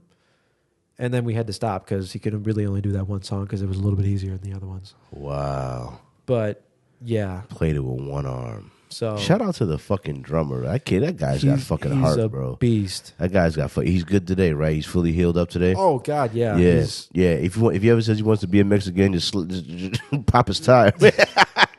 Be a real friend. Show up to his driveway and pop his tire. It leads me to this. Our singer has had his fair share of injuries too now. And what he would do is liked to go out in the mosh pits during some of the guitar solos where there's no vocals. Because my singer's like a fucking tank. Like, I literally call him Tank. And he's, gets in there and fucking starts fucking up the mosh pit or whatever. And he was pitting to another band that was playing with us at a gig in last July and threw out his shoulder and played the show in a sling. But he's a singer, though. You can sing in a sling. Yeah, but it still doesn't. But it's still, you can't. Doesn't really feel good either. No, it doesn't. You're in pain because you just have to put your shoulder back in. Yeah. We did a show in Cleveland at this place called No Class in February, and we were in the second or third song. All I know is it's the part. It's my guitar solo, and I'm just doing my thing. And Tony's out in the pit, and I'm like, another day in the office, whatever. Things are going good. There's a good crowd. We all feel great. Next thing I know, and there's video of this on YouTube. You have to clip it in. I just look next to me and I see him get back on stage and he's holding his arm like this and I see a bone, not like poking through the skin, but I see a bone that shouldn't be there. And his shoulder muscle is down here. He was in the pit, slipped on some beer. When he landed, it dislocated, but somebody went to go pick him up because that's the rule. Yeah. And they grabbed his arm and pulled it out even further. He said he was in the most pain he's ever been in his entire life. And he got back on the stage and in my head, this is literally what I thought. Oh, he dislocated his shoulder again. He's just going to put it back in and we'll finish the show. Like, wow. Completely just normal. He's Tony. It'll be fine. Yeah, I didn't realize that it could completely dislocated. He had to have reconstructive surgery on his shoulder. But I ended up singing a few songs. I was like, all right, y'all, let me see if I can still do this. And I did a few old songs that I had written. Man. And that was fun. But I low-key thought he was coming back until like 20 minutes later. Someone's like, yeah, he's on his way to the hospital right now. And then we had to stop. Yeah. Listen, mosh pits, motherfuckers. Listen, it sounds good and everything, but I don't like the stories of it. Yeah. I don't like the story. If you're a band member, I'm going to say my advice to you as a band member, as a person who is very valuable, your limbs are a little more needed to make it happen. Why don't you go ahead and leave it for the fans? Why don't you go? You could crowd surf. Maybe I'll let you crowd surf. You know what I'm saying? But other than that, why don't you go to the side? Benny was at Tide Down Fest, which is a huge hardcore festival that John was talking about. That happens at the Russell Industrial Center over there. Okay. And huge crowds. There's video of that on YouTube too. But Benny was in the pits there and got his nose dislocated. Yeah, man. I'm already barely good looking. I can't afford that. Benny, they put it back and you can't even tell. I think they said it fixed his deviated septum. Yes. Can you believe that? You get your nose dislocated and it fixes. It works out for you. Yeah. Yeah, you need is a good punch in the face. My point being, I think Benny is the only one in the band now who will mosh. Tony misses it, but he can't. With the shoulder shit, yeah, he's done. He's done. He's done. He's done. What you call it? One thing I didn't realize, which you pointed out one time, because you said you showed me video too of this one black dude who I didn't realize that. Shout out Jay from Louisiana. Jay, the awesome dude on Instagram. That's my homie. Yeah, in my mind, you don't get to crowd surf or do any of that unless you're in the band or you're the artist. You know what I'm saying? Hell no. That's for the crowd mostly. And I seen him just get up on stage and then go into the crowd surfing. You know what I mean? I would like do a that. motherfucking G. People do that all the time at shows. That's part of the fun of it. Yeah. Here's the thing. Except when you're standing there and you get kicked in the head by someone's foot because you're just trying to watch and yeah. But you know. But the thing is, like, I never knew that. I never knew that a member of the crowd could get up there and try to surf. That is so common. They get up on the stage and they jump off into the crowd. They get up there, you get hopefully a chance to like high five the drummer or the singer, not the drummer, the singer, the guitar player, maybe like hug one of them and then just run off. It's literally part of the culture. I ain't gonna lie. Seeing him do that, I'm gonna lose some weight first. Don't get me wrong, you know what I mean. But then seeing him do that was like, okay, there might be hope for me to one day be able to crowd surf in the future. Could do it today. One day, if I'm just there. I've seen people way bigger than you do it. if I just get, I ain't about to. People, that's a hard drop. People have been in wheelchairs and they'll wheelchair. I swear to God. Even they get to have fun, man. You can't crowd surf in a wheelchair. Yes, you can. You can crowd surf in a wheelchair. You can find hundreds of videos of it on the internet. That's actually inspiring in my mind. That's how supportive the metal community is. Wow. They're like, you're not going to miss out on this because you have to. Fuck that. You know, it's a whole sea of people. We can lift you. Wow. I actually fucking love that. I love that a lot. You know what I mean? But I've always wanted to experience that crowd surf. I always have. You know, but like I said, I'm gonna be in a little bit better shape. I'm gonna do y'all a favor. You know what I mean? I'm gonna go ahead and lose some of this tire I got. This is a horizontal tire. You know, I'm gonna lose some of that. You know what I mean? And hopefully I'll be able to do that one day because like it's dope. You know what I mean? But I'll earn it though. I gotta at least like the music that's playing. You know what I'm saying? Because and to do that, I feel like I need to learn more about what you call it, heavy metal. You know what I'm saying? Yeah, learn more about metal. You know what I mean? Which is doable. You know what I mean? Sorry. So my last topic for you here before I go to toss it to Charles, which I ain't got shit for Charles for real. It's funny. Band drama. Tell me what you got as far as band drama. Now, it could be band drama in your band. It could be band drama you heard about in other bands. You know what I mean? I pride myself on being very knowledgeable on the music I listen to and the bands I like. Mm-hmm. I could sit here for hours and tell you about their band drama. Band drama. I've had my fair share of band drama. It's pretty much non-existent now in Sideline because I've been in this band for 7-8 years. We're grown men at this point. You know, we fucking if we have a problem with each other, you just talk about it. None of this petty like, well, you know, he said, she said type shit. It's fucking stupid. Yeah, but it does happen. So you all right? So it's one of the things I struggle with. Like I do my rapping thing, and I have my own mic. I got my own audio interface. Even though it's not at industry level, I don't got to worry about no one else. I could smoke, I could relax, I could make my music I want to.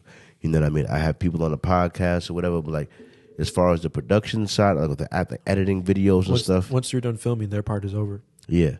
You know what I mean? Like, but relying on someone or having someone as an integral part of like my workflow or like I do this and then I hand it off to them and then they have to do something and that produces like that. Like we do. Yeah, Work. yeah. That is like, that gives me anxiety because then I have to. It's mostly because I don't have money. Now, once I start making mad money or CharlieGtv takes over, then I'll have money. Then I'll be able to be like, all right, look, I'm paying you X amount of money to do X amount of things. And now you got more of a. But right now, if I bring somebody in, it's like, well, guess what? We're making no money, buddy. You know what I mean? But it costs hundreds of dollars every month for this $225 a month just for this. You know what I'm saying? This was $700, $100 a piece for this mic piece, $20 cord coming out the back of the mouthpiece, the tripod, the mic thing was $30, the camera's $1,000, the phone, the thing is $30. That's $20. This is $1,300. The software to edit this. And the address. You know what I'm saying? I'm just saying. All of that and like $300 a month in bills reoccurring, and you're making no money, right? So me to invite somebody in, you know what I mean, to be a part of the team, you know what I mean, and give them real work to do that they need to get done. Same way I need to do it before I hired them, you know what I mean? But how can I get them to, like, why should you give a fuck? You know what I mean? Like, to a degree, you know what I mean? And if you're in the band, at least, like, I mean, it's a similar thing. But how could you ever worry about that, like, difference in motivation and giving a fuck between band members? You know what I mean? Blind faith. Blind faith? You got to have it. It's a thing you start in and just kind of that's just the way it is. Like when you start in a band, by the point you're at where I'm at, you know, of being in bands for almost a decade, you're just used to it. And there are issues like that of like, you know, certain people are more motivated than others. But you kind of, as time goes on, you might have a band where there is a lot of those issues and that can cause a lot of issues. And then you leave that band and join another one. And that's why you leave that band eventually until you find the right band where you feel like there's enough common ground of here's this mission we have and we're all on the same page to achieve said mission. It becomes a lot easier. It's so hard, man. Finding other people to. It is very hard, and I'm very fortunate to have found the right people. I envy you. Just know I envy you, man. Having a group of people that are even it's not perfect, semi-dedicated to the same, even trying to. Because I got so many people that talk a good game. Oh yeah, I'd like to have a podcast. I'd like to have a thing of this or that. But I know what it takes, you know. And at least y'all have shows, you know what I mean. Y'all have like. Real, like, y'all can maybe earn a little money, or y'all have like, I will say any money we make goes right back into the band still. Yeah. So I don't pocket anything. Yeah. But hopefully that changes. Yeah, and eventually, but even still though, you get to experience the shows and the feedback. Like most time I get is at least I get some like I get views on some of my clips. You know what I mean? I get some comments. You know what I'm saying? But like the energy you get in real life and people in real life, you know what I mean, is just different. Yeah. You know what I mean? But I will say that there are I'm not at that level, but there are other podcasts that are bigger shows that technically do live podcasts. Like they rent like a venue or whatever, and they'll come with their podcast people and set up there, and they'll do live podcasts with people there in real life, and they'll have like a Q&A section where people get to interact with the podcast and do different things, you know what I mean? And I've seen podcasters do it. Now, they're way bigger than me. They're at a way different level. You know what I mean? But I can't imagine a live I can't even imagine that. I can imagine a live podcast in like that phone, that the cameras are live, the thing is live. But like live is in like we're on stage and there's like thousands of people there like looking at me like, get the fuck out of here. Yeah, that's crazy. You know what I mean? But yeah, I'm going to toss it to Charles, man. I don't have his music ready, unfortunately, because I just can't do it. You know what I mean? Because I don't got it there. But I'm going to toss it to Charles, man, and he's going to give us some headlines real quick, all right? So, Charles, are you there, Charles? Please come in, Charles.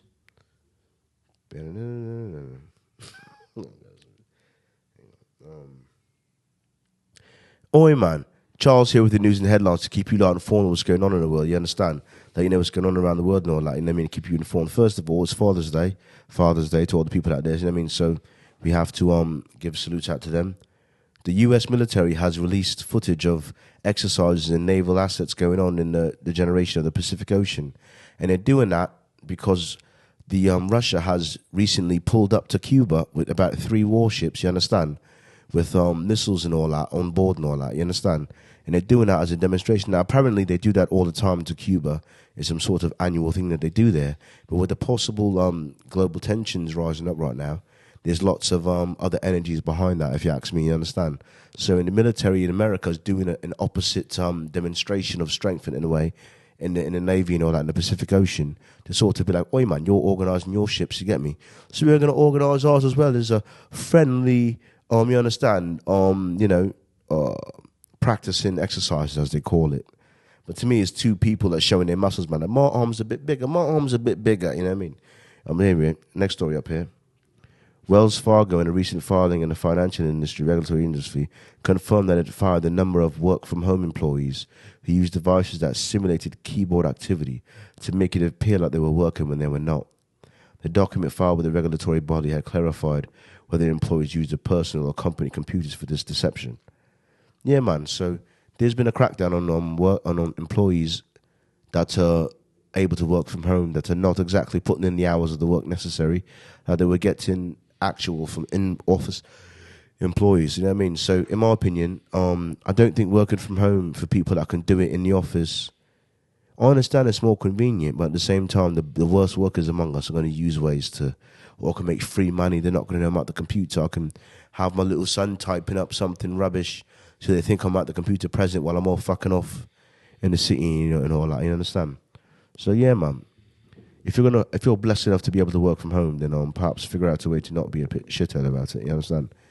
Biden and the Ukraine president Vladimir Putin have officially signed a 10-year bilateral security agreement and a multi-billion-dollar deal that seeks to provide Ukraine with an additional $50 billion.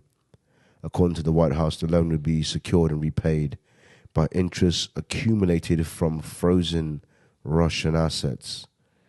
So what's going on here exactly? Are they saying that we have a bill? Are they saying that we have a bill here that is we're going to be permanently supporting the Ukraine for like 10 years or something like that? That's ridiculous, bro. I don't know what's going on here with these people, man. But you know what? We'll learn more about this in the coming weeks, I suppose. You know what I mean? Here we are now. For more information on these headlines, feel free to do your own fucking research. And with that, back to you, Charlie. Thanks, Charles. I appreciate that. Giving us a little headlines, letting us know what's happening in the world. You know what I mean? Charles he's real for that. Yeah. I apologize for not being more prepared with that. You know what I mean? I kind of had to freestyle it. You know what I mean? But we make it happen regardless. Oh, come on, man. Work with me. Don't do that. Don't do me like that. Or you just gonna not work for me, huh? You just not gonna do it. Okay, all right, fine. I understand. So this is what we call the brand building segment, where I normally give the guest the first line first. So the brand building segment is something I created. It's one of the very first segments I created of the show. And the purpose of it was for me personally to keep me accountable for my brand. So every week I would show up on the podcast and I would give an update, whether it's a new piece of equipment I bought, a new connection I made, a new software I discovered, a new piece of knowledge I came across, like what progress did I make towards bringing my brand to a higher level. You know what I mean? So that was the idea behind the original creation of the brand building segment. And then once I have guests on, it's an opportunity for my guests to like speak about them trying to build their brand or whatever it is. Or some people, if they don't have their own business, they sometimes they plug their friend's business. You know what I mean? Or if they plan to start a business in the future, they plug their social media and be like, look out for me in the future. I'm coming out with XYZ. You know what I mean? So, but you are a musician. You have a band. You know what I mean? So maybe this is an opportunity for you to any upcoming shows you might have coming up. If your band has a social media you want to shout out, you know what I mean. If there's been any recent developments in your band, somebody bought a new guitar or drum set or some shit, you know what I mean. So what's going on? I can talk about. What's going on? Record deals on the way. Yeah, hopefully. Yeah. We recorded a record at Bricktop Studios in Chicago in April. 8 brand new Cyanide songs. That's spelled Cyadine. It's like cyanide, but wrong. Excuse me. But so on Instagram, we're Cyanide Official. If you look up Cyanide on Facebook and X or YouTube, will come up. But we recorded that record. We're shopping it to labels right now. We just put out a new single called March or Die. I don't know if you can see that tattoo a few weeks ago. March or Die. We have another single coming out that was recorded at the same time as that one and our previous single, Breakdown, called Slap in the Face, that we're getting the album art made for right now. We're getting the album art for the record Violence and Measure in Measure, which is the one we recorded in Chicago. That's getting done right now. We just wrote a new song. We're in the process of booking a lot of shows for late summer, early fall, mid-fall. But yeah, we're on Spotify, we're on Apple Music, and we're just chugging along. One more time, spell it out for them. Tell them where to follow your band. Cyadine. Cyadine. Cyadine. Go ahead and follow them. Listen, I've seen performances of these guys with hot chicks with their shirt on saying cyanide across the tits, all right? Go check out my homies, all right? Listen, he got thousands of views on his profile, 15,000+ subscribers on followers on his way to 20,000. And more importantly than the followers, because I know a lot of people that got followers, he has engagement on his videos. His videos have the views, he has the comments, he has an actual fan base, even if it's just people sometimes that are coming at him to hate on him because of past relationships that he might have in the public that he told me about. You know what I mean? But either way, hate watching and love watching, either way equals views. So go follow my homie. What's your actual Instagram? Plug your personal Instagram. My personal Instagram is Noah Polston Official, NOAH, POLSTON Official. I believe it's something close to that on Facebook. I think it might just be my name on Facebook. YouTube too, and but go follow my homie. Please do. You know what I mean? Because, like I said, my boss in my other job is a musician for a long time, and I could tell he was impressed by you because he felt the need to be like, I'll shred this kid. I could play better than this kid. Talking shit. You know what I mean? I played you for my other homie Trevor, who's been on the podcast, whom will be coming back sometime in the future. He was impressed by you know what I mean? I played you for my little sister earlier today. Oh, that's fine. You know what I mean? And my little sister was impressed by you as well. Tell her I said thank you. No problem. You know what I mean? So I'll let her know. And the other thing is that I'm just saying, my guy is a talented guitarist. All right, all jokes aside, when you take 10, 11 years of your life, you know what I mean, in your most formative, in the years where your brain is a sponge, and you take it and the sponge is soaking up music theory and soaking up guitar skills and shit like that in its most formative years, you end up with a very talented motherfucking guitarist. You understand me? So, 10-year vet over here, 2021, you know what I mean? And I'm telling you that it's apparent when I play his music for other people, and I'm like, this is him playing right now. This is him, like it's apparent. You know what I mean? So go follow my guy, follow the talent, the hard work and dedication. You know what I mean? That has led to his skill level that it is right now. Cause thank you. I definitely recommend it. You know what I mean? For sure. You know I appreciate that. No problem. You know what I mean? The brand building segment. Listen, y'all. Listen. Go follow my homie. But for me, CharlieGtv, I'll be honest with you. I've been having a month of between me getting the new car, getting the new apartment, I've been set back for about a month and a half, I'll be honest with you, as far as my ability to buy new equipment and reinvest in the podcast. You're going to have to give me until about the middle to end of July, you know, before I can get a real, because my next purchase is a dedicated camera, a real camera. Now, I appreciate the work. When I originally bought this new iPhone, it was $1,000, and I bought it because it would increase my ability to post on different social medias and increase my quality across my social medias, but also because it had one of the best cameras in the smartphone game, and I knew that it would be good enough for a lot of content. And it's done a great job. But at the end of the day, having my guests come in and have to look at an iPhone camera as opposed to like a real camera is a difference. And also the quality that I would get out of it would be a difference. You know what I'm saying? So I plan to buy the Sony ZV-E10. You know what I mean? That's my next purchase. It's either going to be that camera, or just because it's cheaper, I might buy another mic or mic arm to plug into this. You know what I mean? But even then, I still want to buy a camera because I needed to buy 2 cameras. You know what I mean? Because that way, if I want to, I could use that camera, and then I could use my iPhone camera again still as 2 separate camera angles if I wanted to, if I really, really wanted to, which will enable me to have the podcasts across from each other. Like instead of us sitting like this, because one camera angle got to catch both of us, you could like sit there. I could take this middle table out. We could sit across from each other.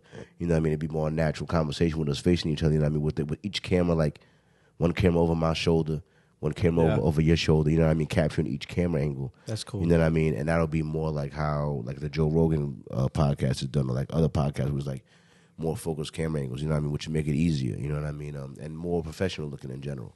You know what I mean? So my next purchase is gonna be a camera. for sure. A dedicated pod camera. I cannot wait. Because that same camera I'll use for light photography. I'm going to use the fuck out of that camera. You know what I mean? But I'm buying a camera because it can shoot continuously for about 3 hours or more and without overheating. And it's known to be able to do that. It's like, this is the podcast camera for real. You know what I mean? The same way how this mic is an industry standard mic, whether you realize it or not. Like, this mic has gotten billions of views, as in, like, I believe it. 50 Cent's been interviewed on this mic, like mad celebrities. Like this is an industry. It's either this mic or the mic above it. The only other industry standard mic for real that you're gonna see that either has as many views as this one, or the one is the one that Joe Rogan has, which is the SMB 700, which is a $400 mic. This is a $100 mic. That mic is $400. So you can buy 4 of these mics for one of those mics. You know what I'm saying? But this is another standard, and you can see the same people that make this mic, which is a industry standard, are the same people road that make this audio interface, which is another industry standard. This audio interface is one of the best audio interfaces you can buy for the podcasting game, period, hands down. This is like top of the market shit, like how Apple and some of them shit is the top, like this is top of the line shit for the thing. You know what I mean? So just know that Sony ZV-E10 is once again top of the line shit for the podcasting particular, because they're better cameras, sure, but can they shoot for 3 hours straight? Do they have the best autofocus in the game, which Sony is the best autofocus in the game? You know what I mean? So just stay tuned. Stay tuned for CharlieGtv. I can't show it to you right here, but I'm at roughly 500,000 views. You know what I mean? Probably on my way to about 600,000. You know what I mean? Give or take. You know what I mean? We're about halfway through the year, so I'm at about half a million. 6 months in, half a million. My goal was 1 million views this year plus. You know what I mean? That's what I'm trying to get to. You know what I'm saying? And just stay tuned because it's steady happening. Oh yeah, I remember. I'm supposed to end every brand building segment. I end every brand building segment with playing a section of my music. You know what I mean? But I want to play some of your music. You know what I mean? Okay. I wanted to play my music. You know what I mean? But I want to play some of your music as well. You know what I mean? So boom, I got this. That's the one you want to go with? Want me to go with another one? That is technically our biggest song, but it's not really the direction we're at now. It'll be on YouTube, the song that I would tell you to play. All right. Hang on then. All right, so from the live musician himself. All right, so what would you like me to type in? I think Breakdown's good. CY, so Cyanide, first of all. Yeah, just type in Cyanide, it'll come up. So C, how you spell it again? CYA-DINE. DINE, Cyanide. All right. Not the dies, but Cyanide. Cyanide. Talking about it. No, don't go there. No, metal band from Freight. That's us, but I want the track is actually on, I think, like Topic or something. Oh, it's not on y'all thing? Yeah, I haven't uploaded it yet. Okay. It's on YouTube. All right. That's live. You don't want that. You'll see it. You'll see the album cover. That's Inspiration. Is it a music video? It is right. So what's the name of the... it's called Breakdown. It should be... Breakdown. There it is. The I right there. Oh, it's right here. Okay. That's the one. I see you, bro. All right. So listen. Stay tuned for this track from Cyanide. Cyanide. Sorry, Cyanide. It's okay. You're not the first and you're not the last. Yeah. Cyanide. You know what I mean? Cyanide. My guys here, right? Like I said, they do that thing. Hear this heavy metal, dog. And know that the guitar in this song is my homie right here, right? The guitar in this song is my guy. Here we go.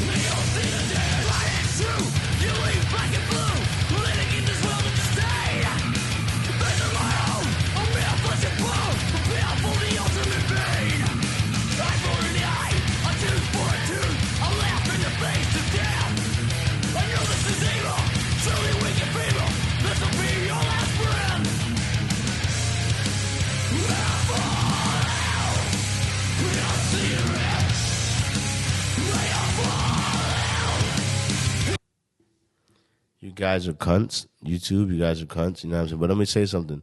Hearing it, you're like, I was probably not, but I'm still saying like, good fucking music, bro. Good music, good playing.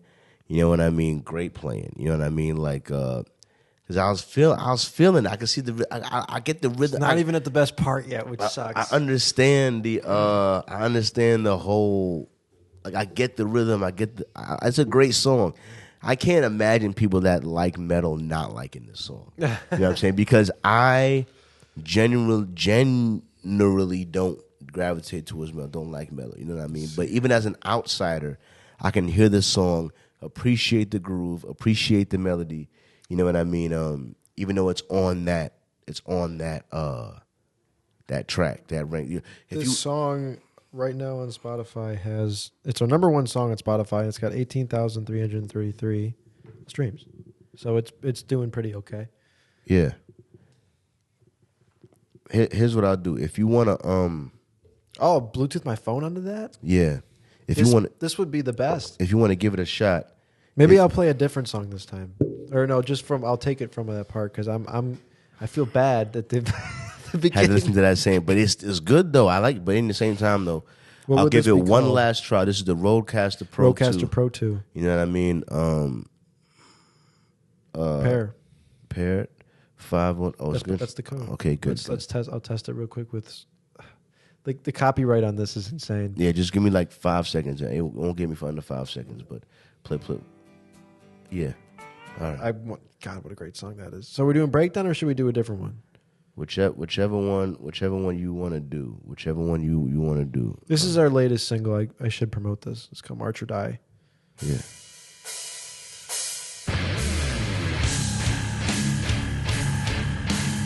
This is in drop C sharp.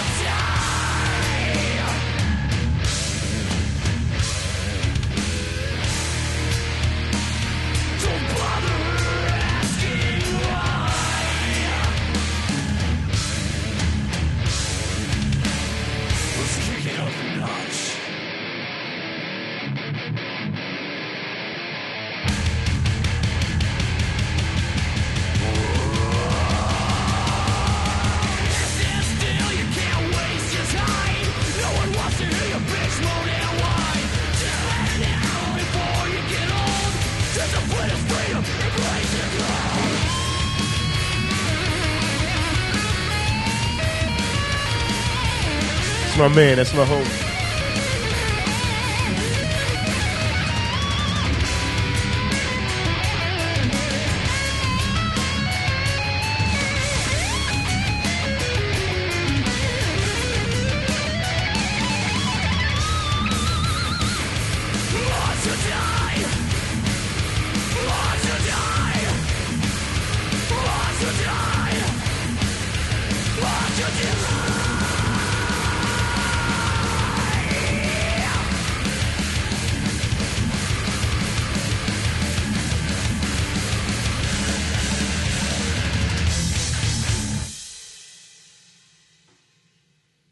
That's it. That's it. Oh man, That's the song. I ain't gonna lie. I like the second half more than the first half. Yeah, a little more upbeat. You know what I mean? But I was appreciating the first half, the groove of the first half. You know what I mean? It was just heavy, heavy, boom. You hear it. That's you know what I mean? Exactly, yes. To hear the heavy rock, it's almost like a build of energy with that comes with that. It's like a heavier swing. So they're like taking a sledgehammer and going. Yeah. That's kind of the point. Yeah, I can feel that. You know, I will say that. Wish we would have done that in the beginning, huh? Yeah, right. Yeah, and also listening to that video that I listened to before, to really helped me understand some of the philosophy behind it. Really helped me give me some framework to put music on. I mean, to put metal music on. You know what I mean? Because if you just have no framework, no references at all, and you just jumping right in to it, I can see how it could be a little off-putting or jarring. Oh, you know yeah, what I mean? can understand that. Sometimes I'll hear stuff and be like, that is just noise. Yeah, man. And that's typically the genres I stay away from. Yeah. But no, you do have a good amount of groove in there. I appreciate the fuck out of it. Now, let me see. I'm sorry, guys. You have to give me 3 minutes, and I can't pause it because it'll make my life harder. So you just got to sit there for 2 minutes while I take a piss break. Just give me a second. I might actually also do that. Yeah. Get the headphones.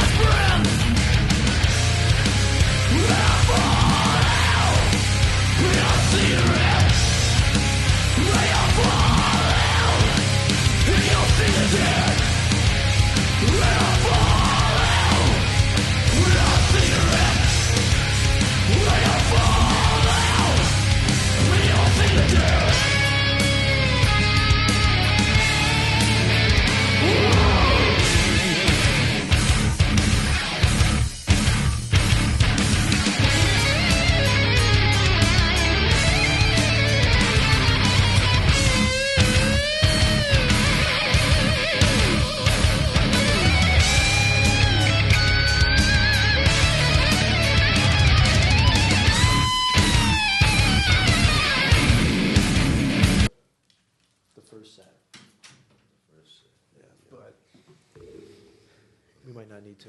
It's like a. Hey man, you gonna be back again, right? What do you say we Here we are. Got you. We are back again. You know what I mean? We're back. According to my watch, it was only literally the 2-3 minutes. I promise, it wasn't that long. You know what I mean? Not a big You deal. and timing your pisses. I do. I got that PTSD from work. You know what I mean? They're trying to say I pee too much. You know what I mean? I don't think I'm like, listen, it take me 2 minutes for 3 minutes. We're healthy guys and we drink a lot of water. That's why I tell them too. I'm like, I'm not a magician. I don't. The black coffee. Yeah, I don't make the pee out of nowhere. I drink a lot of liquid as well. You know, go in, come out. You know what I'm saying? What do you want me to do? You know what I mean? But yeah. So as far as heavy metal music, one last question I wanted to have on it is that do you, because of that whole thing where he has said where heavy metal and pop is like not this, or like they're like opposing ideas, that you don't want heavy metal to be popular. Like, do you want heavy metal to blow up as a genre? You know what I mean? Like, I still feel like rock music is more popular than heavy metal music. It's more accessible. In the more like in the far as the more mainstream idea of it. But do you aspire for metal to ever overtake rock, or do you want? Or are you okay with the? It did. It did. It did a couple times in the '80s with glam metal and the '90s with grunge, like Nirvana and grunge. Soundgarden Yeah. Stone Temple Pilots. Is Nirvana considered heavy metal? Nirvana is grunge, but they have definite elements of metal, especially in their first record, Bleach. Grunge. So grunge is rock like, and roll, and heavy metal are three different things? But they're all kind of combinations of each other. Like, there's some grunge influence with my band, with the record before we did. Yeah, it's like Alice in Chains specifically, very dark, melodious harmonies. What is grunge? Grunge is like punk rock meets not sleaze metal, like doom metal almost, or just metal, like classic metal, like Led Zeppelin, Aerosmith meets punk, or just Black Sabbath is a huge influence on grunge. Okay, so we'd be like, all right, that's interesting. Grunge is like the '90s flannels, Seattle, Washington, yeah, like that whole thing. Yeah, you ever seen the movie Singles with Matt Cameron? I don't think I have. Okay, well, you should watch that, and that'll tell you the whole. Grunge is a very interesting subject to get into because Kurt Cobain's the 27th Club. You know, he committed suicide. There's a whole thing that he was murdered by his wife. Yeah. Heroin was involved. See, there's a very rich history. Was of that Kurt Cobain a metal artist or a grunge artist? He was he would have classified himself as like an artist or a musician. Well, no, actually an artist, because there was, in the same way that glam metal was a response to guys in the 60s and early 70s looking boring on stage. Yeah. We want all the makeup, all the clothes, all the crazy sounds. The 80s were full of that, and then the 90s came. Grunge was like, fuck that. We want to go back to like bare bones. So we wear shitty clothes. We look like we just woke up. Dirty. The music is dirty and grungy. Yeah. That's where the term comes from. Yeah. More rock, more we don't care, more like it's a constant cycle of like rebellion. Gauge. Yeah. Well, Gage's would consider himself glam metal. So, glam metal? But he's got a little, he's like grunge glam, which can't go together. He's like grunge glam. That's a thing. He's like grunge glam metal. If I had to describe it, like grunge glam. He says sleazy rock, but that's kind of what that goes. Well, sleaze that's before grunge, and that's more like Guns N' Roses and Skid Row and Rat. It's less glammy, more like street. You know, like bikers, leather, like denim, like fucking more like badass, as opposed to like glam metal bands consider themselves badass too, but they're more like, if you look at the cover of a Poison album, they got more makeup than your mom has on. That's a Gene Simmons quote. Oh my God, that's funny. That's funny. It's a constant state of rebellion, though. I understand that though. You do need rebellion, you know what I mean? But but that's which one you said that's sleazy metal, right? So sleazy, the one I was just talking about.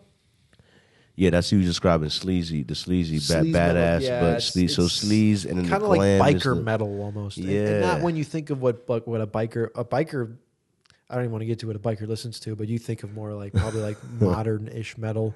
Yeah, but like I mean, like they looked like skinny, but like bike gangs. Yeah, who played metal. That's funny. That's funny as hell. That's like that's dope. My mother was a big fan of, not that it's related, of Sons of Anarchy.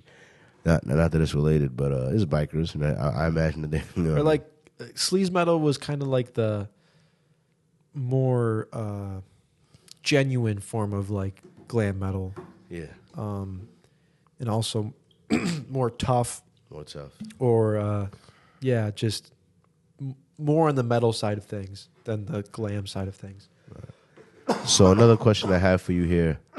By the way, have you drinking any of that liquor? Are you drinking any of that liquor? Yeah, no. Get some of that liquor in your system, man.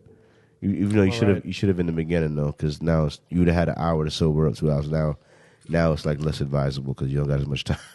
But yeah, all right. So now for the questions that are designed to. Oh wait, I haven't played.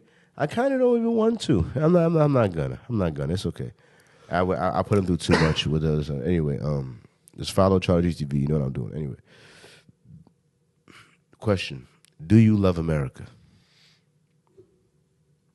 Yes. Yeah. Why do you love America? There's definitely the immediate bias of the fact that I was born here and lived here my whole life. But I love the success stories, the good success stories, like, you can, where dreams happen. The or American whatever. dream. The American dream, exactly. Yeah. I think that's a really cool thing. The history, I mean, obviously there's some really terrible history, but the cultural history and even the history here in Detroit is really cool. Mm-hmm. The landscaping is beautiful in a lot of places. And yeah, I mean, it's home. It's home. So, and I mean, the whole freedom thing, I feel like that just goes without saying. Yeah. Yeah. Absolutely. Pretty much all I can think about. I respect that. You know what I mean? I feel like it should be more of a natural instinct to love where we were born. You know what I mean? Where you spend most of your life living. You know what I mean? But at the same time, I feel like there's been a lot of I don't want to say propaganda, but just news stories to make you not want to love America. You know what I mean? And I feel like that's the wrong. Like I'll just say I'm glad that you still love America. You know what I mean? I love. I know there's plenty of issues and things that are not okay, but I still live here. To me, it's like family. It's like you got family. A lot of people have family members that aren't all great, that aren't all together, but you still love them. You want the best for them. It's every family too. Exactly. You know what I mean? So just because someone isn't perfect, or just because America isn't perfect, does that mean that you don't love them anymore? You know what I mean? No, you love plenty of people that aren't perfect. You know what I mean? And you love them for not for the mistakes they've flaws, made, and but you love them for the good things. Exactly. You know what I mean? And you love them through their mistakes, and you try to encourage them to do better. You know what I mean? The same way how you would with America. So that's how I look. Like America has a lot of flaws. America has a lot to grow and to get better with. You know what I mean? But at the same time, it's like this whole idea of like I've heard people, like I heard this other lady I might have on my pod in the future, maybe not, but she was born in America. She moved to London when she was like maybe 15, 12 or something like that, and then lived there for like 10 years, then moved back to America. And she's like, oh, I wish I never moved back. She doesn't like America, you know what I mean, and stuff like that, you know what I mean?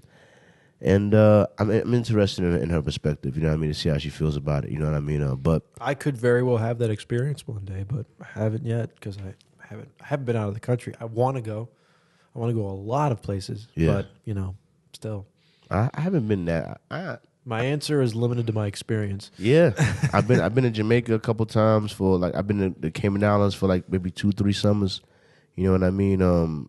But I haven't like went to like anywhere in Europe or like anywhere like in some highly developed Africa or somewhere where I really would dead ass like be like, oh, maybe I could live here, you know what I mean? But yeah, like nah, it would have to be some sort of an English speaking country. I'm not about to learn a whole nother language, you know what I mean? So like. It would have to be somewhere in Europe, honestly, where they would be like just throw on your accent. English, yeah, you know what I mean. It weren't chumming up in London. Bring Charles out with you. Yeah, man, you know what I mean. So if it's not somewhere in the UK, something like that, you know what I mean, or somewhere in England. Although apparently, the most spoken second language in the world is English. You know what I mean. The most spoken first language is Chinese. You know what I mean. But interesting. But the most spoken second language, like besides the mother tongue of it, is English. English is the most spoken second language. So really, what that means is English is the language of business because it's the language most likely to be used between two countries, two different languages. The same way how our currency is. But anyway, so next question I have for you: what's the biggest problem America's facing today, in your opinion?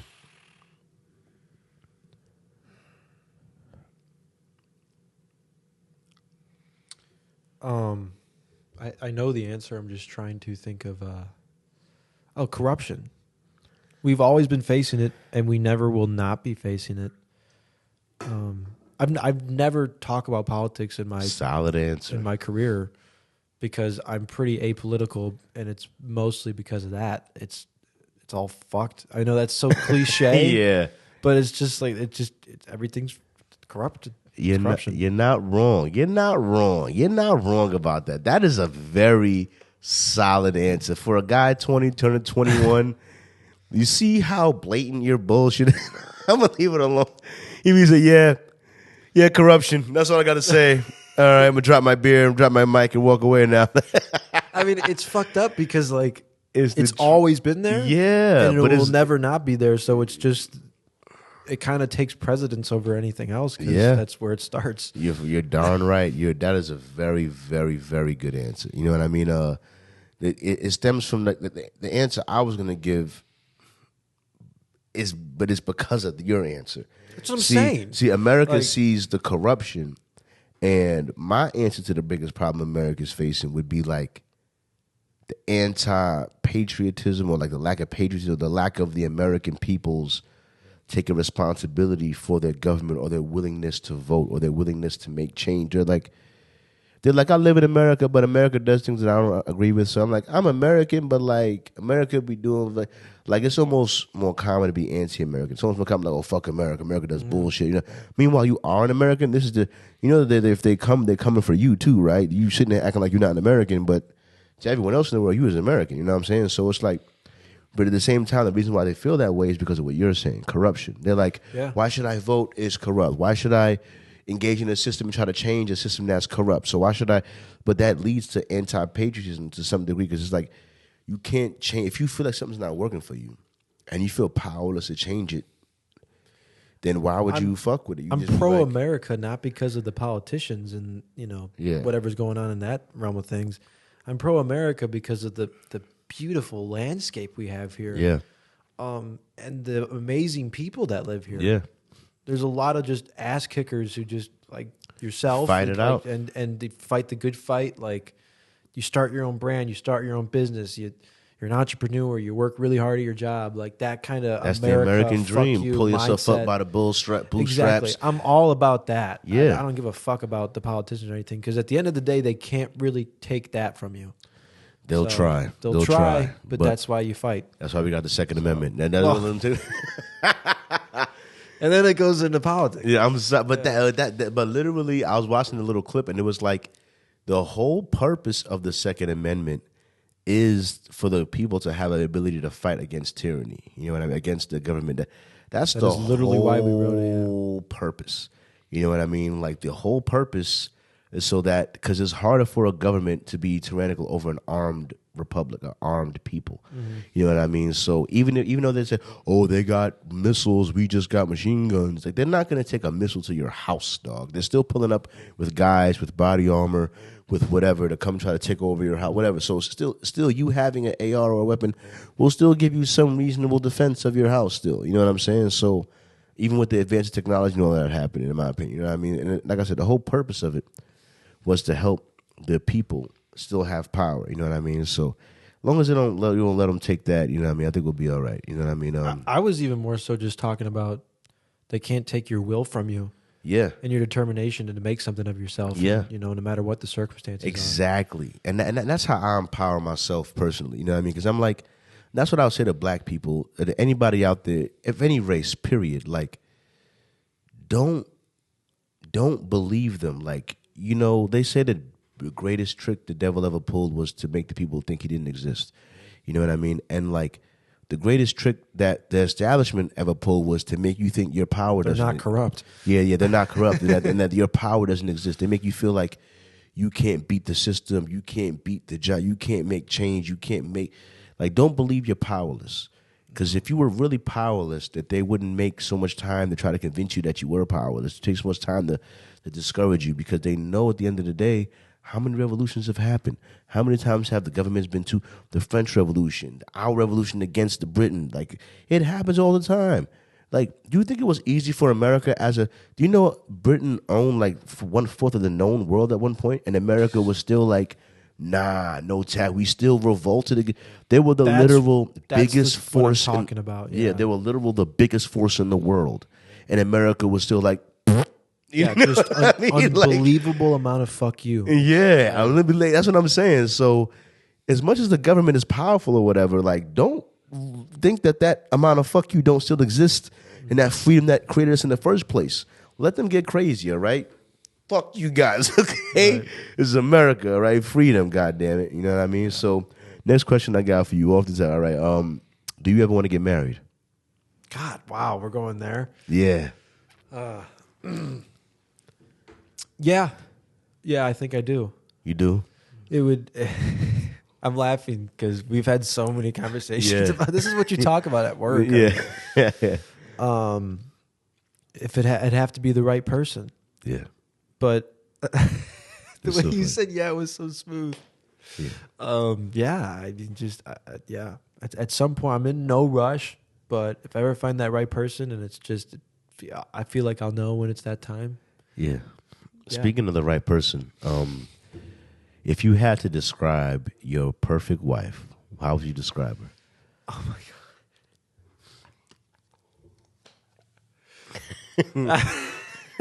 God.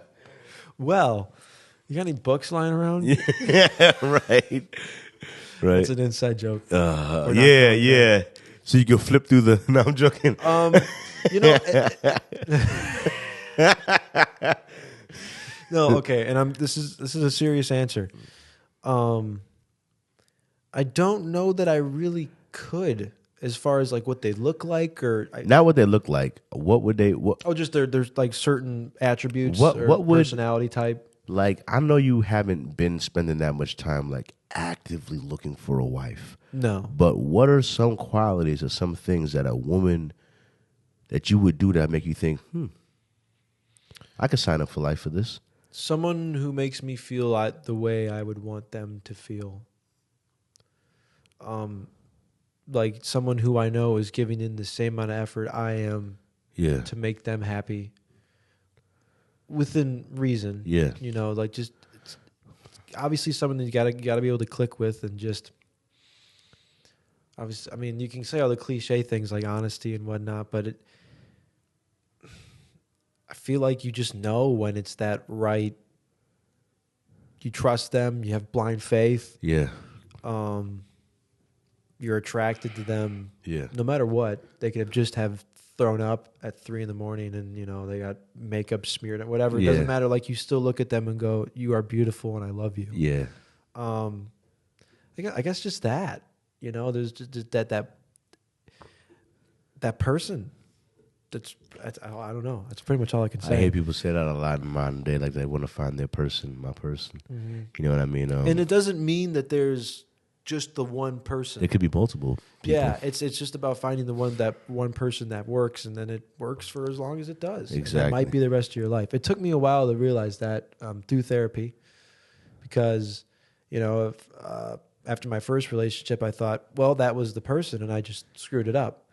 And you have to realize that is not the case at all. I can see that. I could totally feel that. You know what I mean? It's you're like, whoa, I just blew it. Like, that was my chance, and it's over. Yeah. And you're so young. Especially when you're young. No, because like a lot of the love stories you hear and you love a lot be like they met when they was young, right? They met when they was young, and they got together and they figured it out, and they stuck it out through the long haul. Like my buddy at work who's married to his high school sweetheart. Like, that's like the dream. So you lose like your virginity to a chick, or y'all lose to each other. Yeah, really early in both of your sexual experience. You think, ain't that something? Losing your virginity to each other? Yeah, like I lost my virginity to a virgin. You know what I mean? And she's now like has a kid and like damn near married. And I saw that the other day, and I was like, now regardless, I haven't talked to her in years. I haven't messed with her in years. You know what I mean? But still, I was like, damn. She had a kid. Damn. She like about to get married. I was like, damn. It's just crazy. You know what I mean? It's just like to think about how time changes things that drastically. Yeah. And circumstances and fate, whatever. Yeah, you can't really predict these things. You know what I mean? No. But for sure, I'm glad you want to get married one day. I definitely do want to get married one day. I agree with what you're saying. That commitment towards, there's something very honorable and cool about that you can find that person that you 100% know without a shadow of a doubt. Want to maybe even possibly spend the rest of your life with, taking care of them, like being faithful to them, and and getting that same treatment back. You never have to wake up alone. The only thing is that I wonder if, like, because I have certain walls up and guards up that I have now that I don't think I'll ever release with a woman. The right person is going to be the one to take those walls down. Like certain things where like it'd be hard. Like for example, like I said in the previous podcast that to me my biggest mistake that I made in a relationship was like because I never cheated on a girl yet, so that'll probably be above that maybe if I did. But the biggest mistake I made in a relationship was crying in front of my ex. You know what I mean? There was some time. Why? Huh? I really got to ask why, because I've cried in front of a few girls.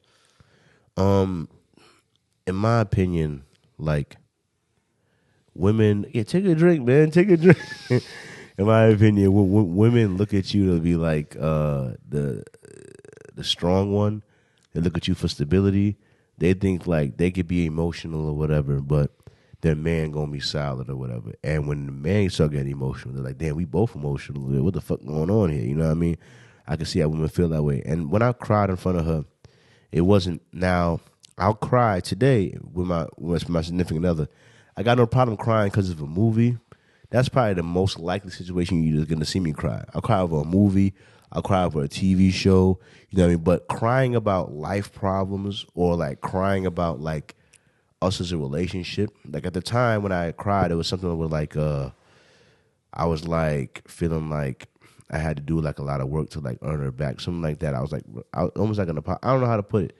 But in any way, crying about our relationship or something with me and you, the type thing, you know what I mean? It's like, at the end of the day, it's showing weakness. I put it on the list of getting disrespected by another man in front of your girl, losing a fight in front of your girl, crying in front of your girl. You know what I mean? Your girl cheating and you taking her back. You know what I mean? There's a long list of things that I'm steadily building where I feel like these are actions that, regardless of what people say, lead to your woman respecting you less. And I don't think a woman can be in love with a man she doesn't respect. So if I want a woman to truly love me and be loyal to me, I need her to respect me. So I need to be careful of actions that I can take or situations that will lower her respect for me, or lower her. You know what I mean? Now men want to believe that, oh, she'll respect me even if I was poor, even if I was crying, even if that sounds good. That sounds good that you want her to respect you even if you lost your job. You want her to respect you even if you were like broke your neck for a little while and had to recover, right? You want her to respect you in your moment of weakness. Men want that because we realize that we do have moments of weakness.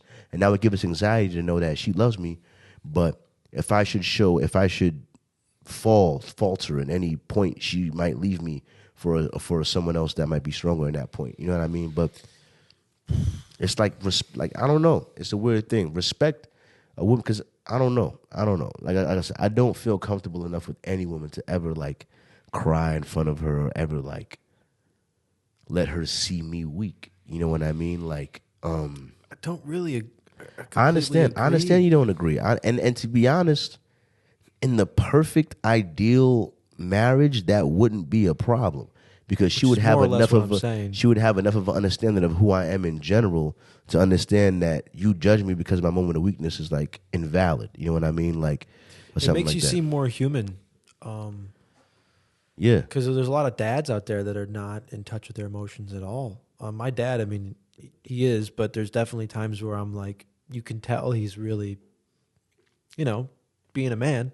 Yeah. Which I think that's a thing that has to happen in life, but I don't know. It's more human when someone is really in touch with their emotions and isn't afraid to show that within reason. I'm not saying you should walk around crying all day and being like, oh, boo-hoo, poor me, my life sucks. But there's a time when you break down in front of your chick and she's the right one. She'll be right there for you. She'll understand it. And you do the same thing for her. Yeah. But we could get into it. Yeah, serious. But for me right now, I'm not mature enough for that. So I would need like to, when I have my emotions or my time, my life gets to me. You know what I mean? I need to just be alone. You know what I mean? So I could be like, and that's okay too. I'll be like, listen, man, your life sucks to a certain degree. You know what I mean? You got to work through these problems. You know what I mean? But what you know above everything else is that no one gives a fuck about any of your problems and shit that you're going through. So you bitching about your problems publicly, or you letting your problems affect your emotional state publicly is not going to benefit you, because no one's going to offer you help. No one's going to offer you sympathy. All they're going to go is, oh, this guy I thought I was strong is now weak now. He's had weakness. Now let me fuck with him now that he's weak. Or it's just going to, like, for your enemy, it's going to give them the opportunity to, oh, I was waiting for him to be vulnerable at a point. Now that I know he's feeling some type of way, let me fuck with him now. And I've experienced that, bro. I'm telling you that I've experienced that as a strong person who's consistent as fuck. Times when I'm weaker, or times when I have expressed online or something that I'm going through something at a particular time, I've seen people that never fuck with me, never bother me because they saw I was going through something. They saw I was agitated. They saw that, and they said, oh, now's my chance to get under his skin. Now's my chance to fuck with him. Now that he's... So it's like... Which is such a bullshit thing Yeah, to do. you're sitting there thinking that you're expressing yourself, or you being, and they're like, oh, this is my chance to maybe now I can get him to crash out. Oh, he's stressed out about this and that. Now, if I fuck with him now, maybe I can get him to do something that make him get him fired. Maybe I could do something that'll fuck with him more to push him off. That way he could derail his progress, derail his shit. You know what I mean? When you have haters, when you have enemies, when you rise into a point, like, you might have people looking to fuck with you, looking to mess with your progress, because somehow making you go back a step makes them feel better about themselves. Really, there's their own mental hell that they're living in, and I realize that. So I'm not really mad. I feel sorry for them mostly, but the same point is I can't allow myself to be easily targetable. You know what I'm saying? I feel like, and I said this before, but my experience, or my answer, my opinion on this whole thing is limited to my experience. But there's definitely some sort of, I feel like, a generational gap. Because I've had definitely times within the last year where I've posted on, maybe to my close friends or something on social media, that like hinting towards I'm not having a good time. Yeah. And it's always people being very supportive. Because that's my generation is very like, oh, are you, you know, like more emotionally in touch. And there's definitely some flaws with that, as like going back to what we talked about whining all the time. But if there are people like that, or just thinking that someone sees you like that, I can see what you're saying. Yeah. I mean, I don't think it's necessary to be that blunt with your emotions all the time on social media. Like, everyone's got their own shit they're dealing with. Yeah, you know? I'm generally not, and I'm more and more reserved. But I'm just saying, like, I'm glad you experienced that. And when you express yourself, you find sympathy, or like almost I've searched for it before on your side. I'll admit that. Like, I mean, when I was at my lowest, I've definitely been like, I know somebody will. Or maybe it was a certain girl or something that I wanted them to be like, oh, what's going on? And then, you know. To be able to express that to somebody, you know what I mean? Which is great, you know what I mean? It makes my heart feel some type of way that I don't feel like but nah, dog, I'll be honest with you, man. I just got to solve my problems alone, which sucks, you know what I mean? Which sucks, you know? I'd rather, but yeah, maybe it's could it be a lack of confidence? Nah, it's how they respond, though. You know what I mean? Like, I don't like levying any of my problems on people, because they don't understand, or they give me bullshit advice. The other problem why I don't tell people shit, the other thing is this, because the advice they always give me is to, like, quit one of my jobs, or stop working so hard, or fucking take a break, or be more, like, kind of obvious ones that you just have to say no to. And yeah, like, those are as much as those, but at the same time, there's like, that will destroy. Like, if you think I'm mentally hurt now, let my bills not let my pod not run how it's running. Let that shit fall apart, and imagine how I'm gonna feel then. Sometimes the only shit that makes me feel good is the fact that I'm posting every day. I'm getting views every day. I'm working hard towards my goals. You want me to stop the thing that keeps me going? Like, that shit is crazy. You know what I mean? And it's really retarded. You know what I mean? So I can't. When a lot of my problems stem from like certain shit, it just really sucks. You know what I mean? But shout out to Patrick Bet-David, because he talked about that. You know what I mean? How alone being an entrepreneur could be. Because she was like talking about how, I said it before in the clip, and I'll never forget it too, because it let me know that I'm not crazy, or that, like, I'm not alone for feeling like that isolated position. Because he was like, look, he's been a CEO of a company. He's like, look, I'm a CEO of a company at this point, right? He says, I only have $10,000 left in my bank account, which for someone who has to pay a staff and run a business is pretty much nothing. He's like, I'm a husband. I have kids at this point. I have a business. I have employees at this point. And he said there was times when he's come home and he's sitting in his driveway and he realizes with the problems he has with the business, he can't tell his girl, of his wife, about the problems he has with the business because he's the sole bread provider. He'll make her feel like, Just give her unneeded anxiety. yeah, it'll like her survival is in question now because the business is in question. I can understand. So you can't talk to her about it. He can't talk to his friends about it because he's driving a Benz. He's the man. All of his friends are expecting him to be successful. So it's like it's hard to reveal that vulnerability to some of his friends because he doesn't want to, you know what I mean, hurt his reputation. I guess I'm just a vulnerable guy. Yeah. I'll be like, guys, I'm going through this right now. And it sucks. Yeah, right. And they'll be like, you know what, that sucks, but I'm going through something too. Yeah, But and he also was like, he can't tell people at his business because it's like, you're the CEO. You can't tell us we're not doing well and shit because then that'll affect their performance. That'll affect them wanting to find a different job. That'll affect a whole bunch of. So he's like, dog. Sometimes I'm sitting in the drive. I literally can't. He feels like he can't tell anybody. You just gotta. Therapy is. You just gotta. Yeah. Well, I guess thing. at that point, therapy. He probably does pray, but therapy is another. It's amazing. That's the only. Therapist. That's, I guess, what therapy would serve good in that situation because there's someone that's not or journaling invested in the situation because everyone else is invested in his life. You know what I mean? His friends are invested in him being probably a good friend with affluent going this way. I think the whole friend thing is bullshit because what makes you tough about, or at least of my buddies, like I know all the problems my singer goes through or Benny goes through, and what makes me look up to them is them they're persevering, going through it. Yeah, so never be ashamed. I mean, if you got friends who are thinking less of you or making fun of you because you're going through shit, find new friends. I agree with that 100%. Fuck you. I agree with that 100%. Oh God, yeah, no. I agree, but at the same time, he didn't describe it this way. But if I'm thinking about it, it's like I used to be mad at when I was in a white neighborhood or I was in let's say a richer neighborhood and the people or homeowners getting mad at me, like me and my homies doing something stupid I used to get mad at them getting mad at me, right? Until I was an adult working and I'm thinking about buying a house. I'm thinking about the different neighborhoods. And I'm thinking about how hard I have to fight to get to that point. You know what I mean? So it's like, to me, once I buy a house in a semi-decent neighborhood, you know what I mean, I own property there, and I'm thinking in my head, I worked mad hard to get to this point, to get a certain amount of security, and then I'm then seeing some guys looking like the element that I fought hard to escape rolling down my block, you know what I mean, like looking like they could like fuck shit up or something like that. I'd be doing some form of harm. Yeah, I could see how that can make me angry. It's like, dog, I fought so hard to escape this shit. I fought so hard to buy this shit, and now look at them here, still trying to fuck me up. Jesus Christ, I can't escape that shit. You know, I could see how that. So I feel like I've always understood that. I'm less mad now. I'm less because I understand the fight that it takes to escape the fuckery. You know what I mean? And it's not an easy fight. And you don't like signs of being set back by like shit you can't control or some shit. And I can see how it makes you angry. You know what I mean? I can see that. You know what I mean? So that shit sucks. I got more empathy for them. You know what I mean? Describe it. Yeah. All right. So I got you to describe your wife to a degree. You know, it's hard to describe. You know what I mean? Well, you know, I'll put this out there too.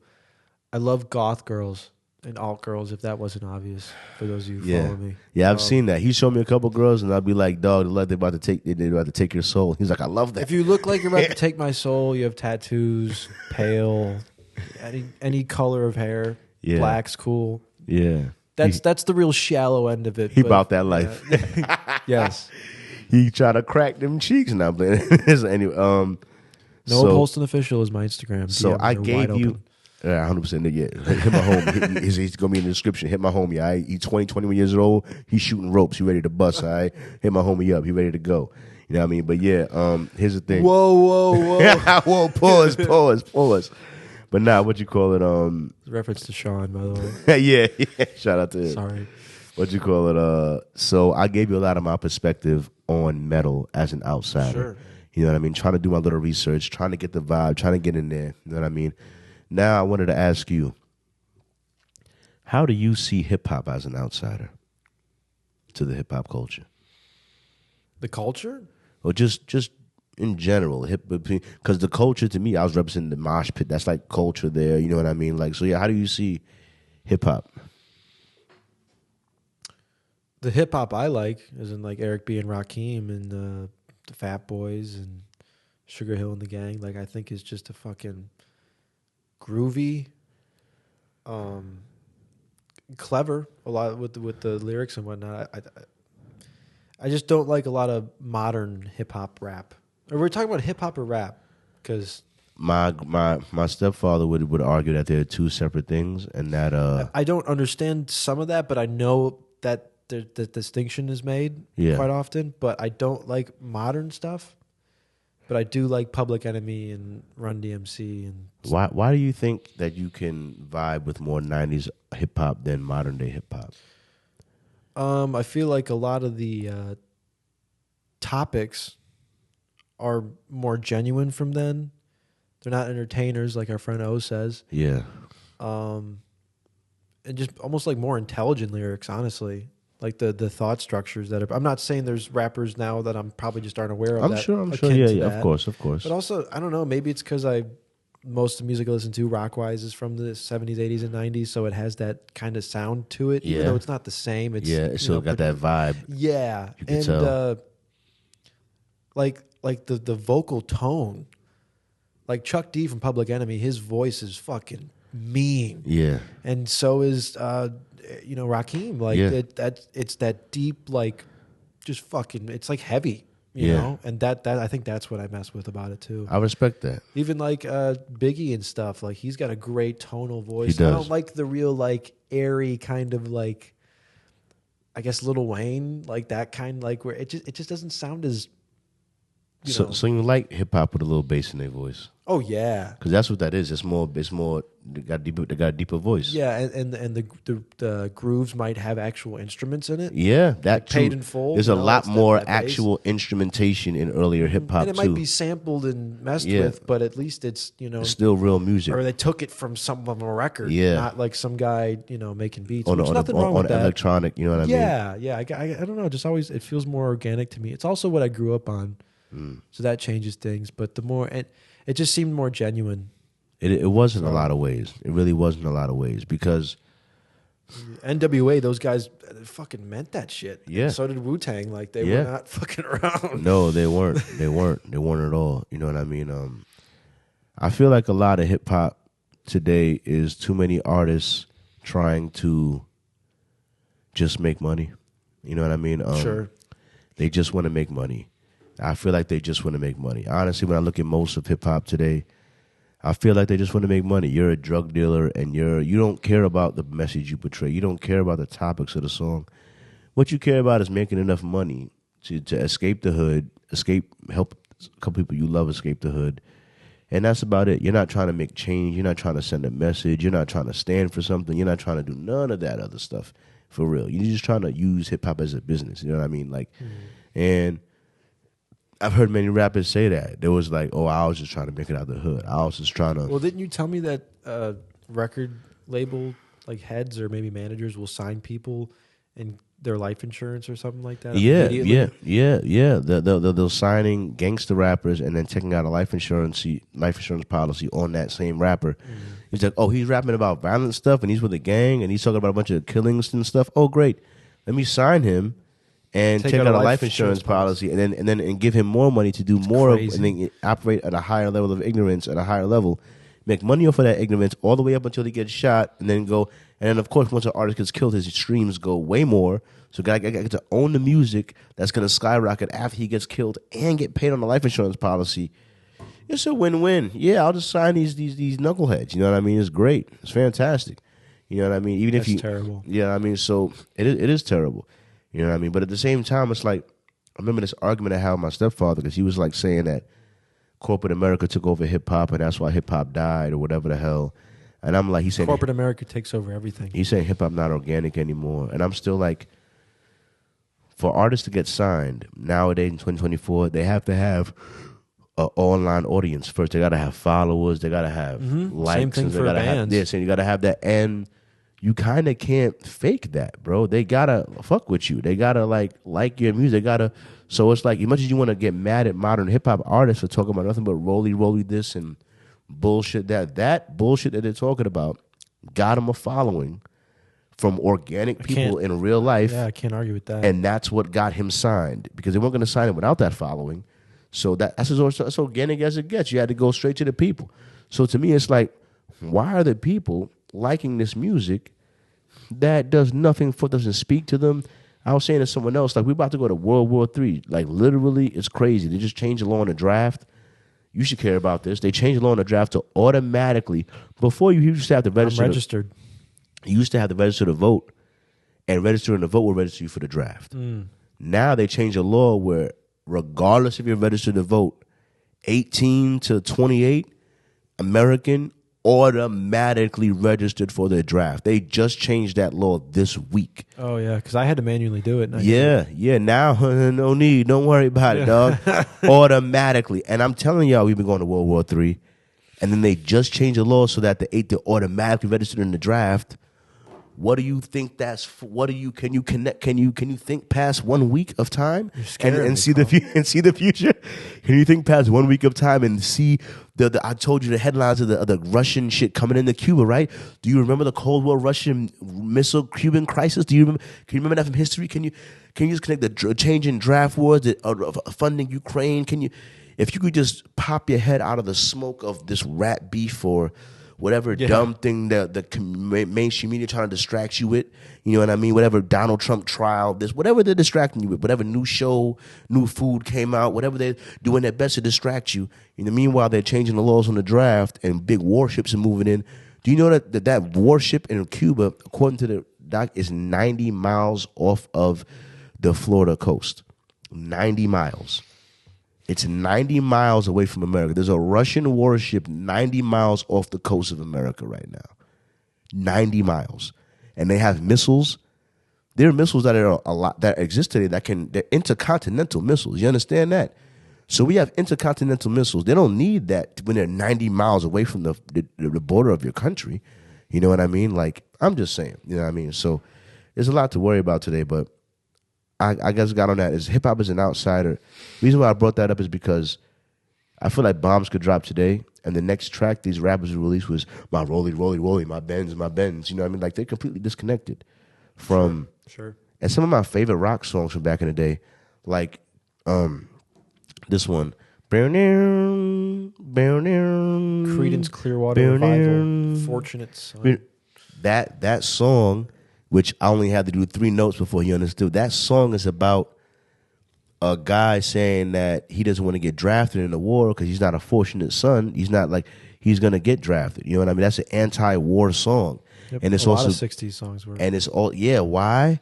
Because, see, I believe that the anti-war movement was a lot heavier in the 60s in those times because the draft was a thing. Yeah.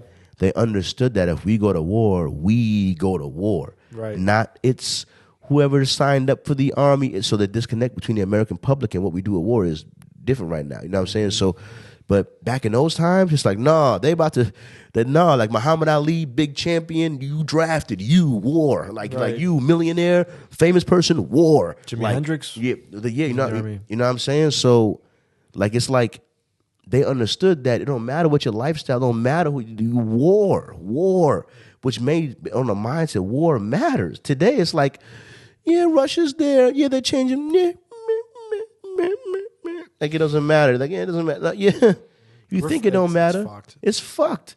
And I looked up World War II. Last thing I'll say, I was hearing, I looked up World War II. They were drafting men between 40 and 60 years old for World War II. It was known as my dad. Dude. Yeah. It was known as the senior draft, something, I forgot the name of it, but like, if you think because you're 50 years old, you Gucci, look up World War II. They were taking 50-year-old men and putting a rifle in their hands and being like, that way. You know what I mean, dog? Like, so. Almost retired or just payuka. Yeah.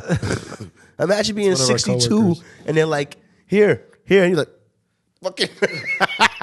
They'd probably be the most badass. Yeah, they probably would. But at the same time, it's like for this one. It's like, dog, no one's safe. You know what I'm saying? No one's safe. You know what I mean? But at any rate, I thank you for coming out here. I thank you for coming on the podcast. You know what I mean? Thanks for having me, brother. Every episode is a time capsule, and I wish you a very, very long life. Hopefully, one day you are a multi-millionaire, multi-platinum selling metal artist, and you're really, really old. And you're talking shit to one of your guys smoking a cigarette, and you're like, one day, back before I started, I was on this small podcast. You never heard of CharlieGtv? You can I look would it not up. be smoking this cigarette. I was talking shit at 21 years old. You know what I mean? 20 years old. You know, you should go watch it. You know what I mean? What is a message you want to have for old Noah, old 70-year-old Noah watching this? What you want to say to him?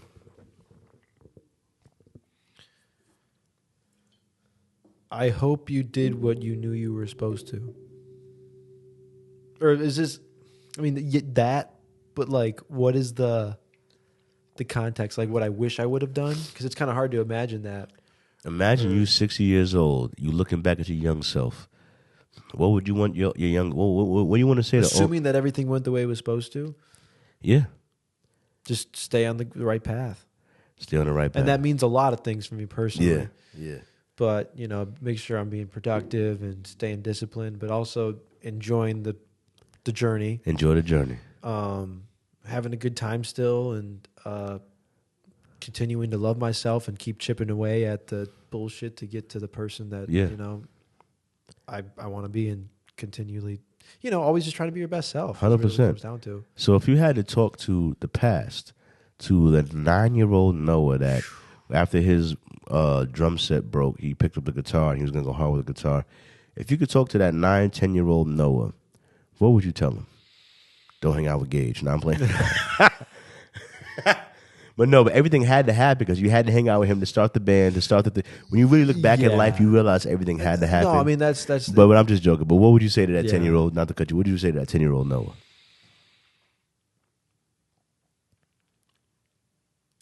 Let your love of music guide you completely, and only do it because you love it. Don't do it for any other reason.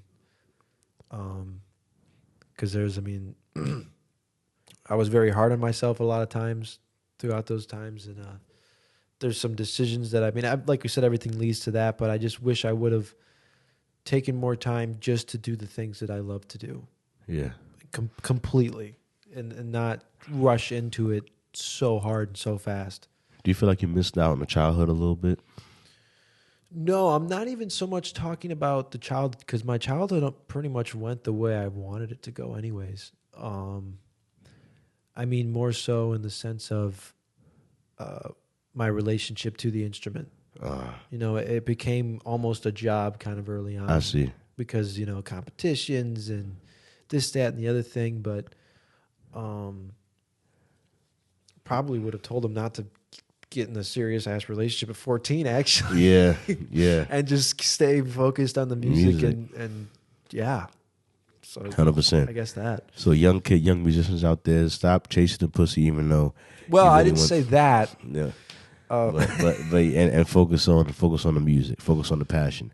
There'll be time for love. There'll be time for love. But focus on the passion for the right reasons. Don't focus on it for ego competition reasons necessarily, or don't make a job out of it. Do it when inspiration strikes. You know what I'm saying? But also, I was telling you earlier in real life, off the pod, I was like, some of that competition, some of that is what helped you hone your skills, preparing for some of those competitions. Sure. You know what I mean? So some of that pressure is probably beneficial for you and your overall gain of skill over the years. Because it still comes down to I wouldn't change a thing, because where I'm at today is it's a result. It's a result. You know what I mean? We're all a result of we're all the sum of our decisions and our past experiences. You know what I mean? That shapes us. You know what I mean? But like I said, thank you for coming on.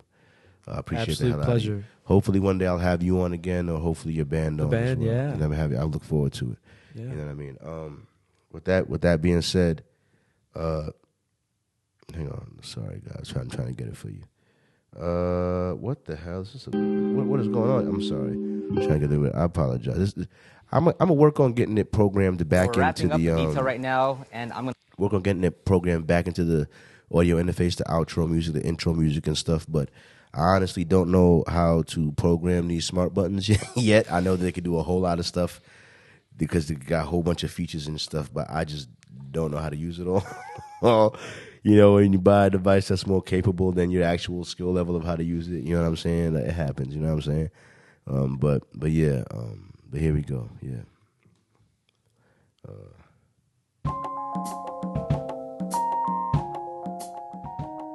With that, I wanted to say, There's a lot of places your ears could be. I'm honored they chose to be with me. When in doubt, use calm honesty to express your vision.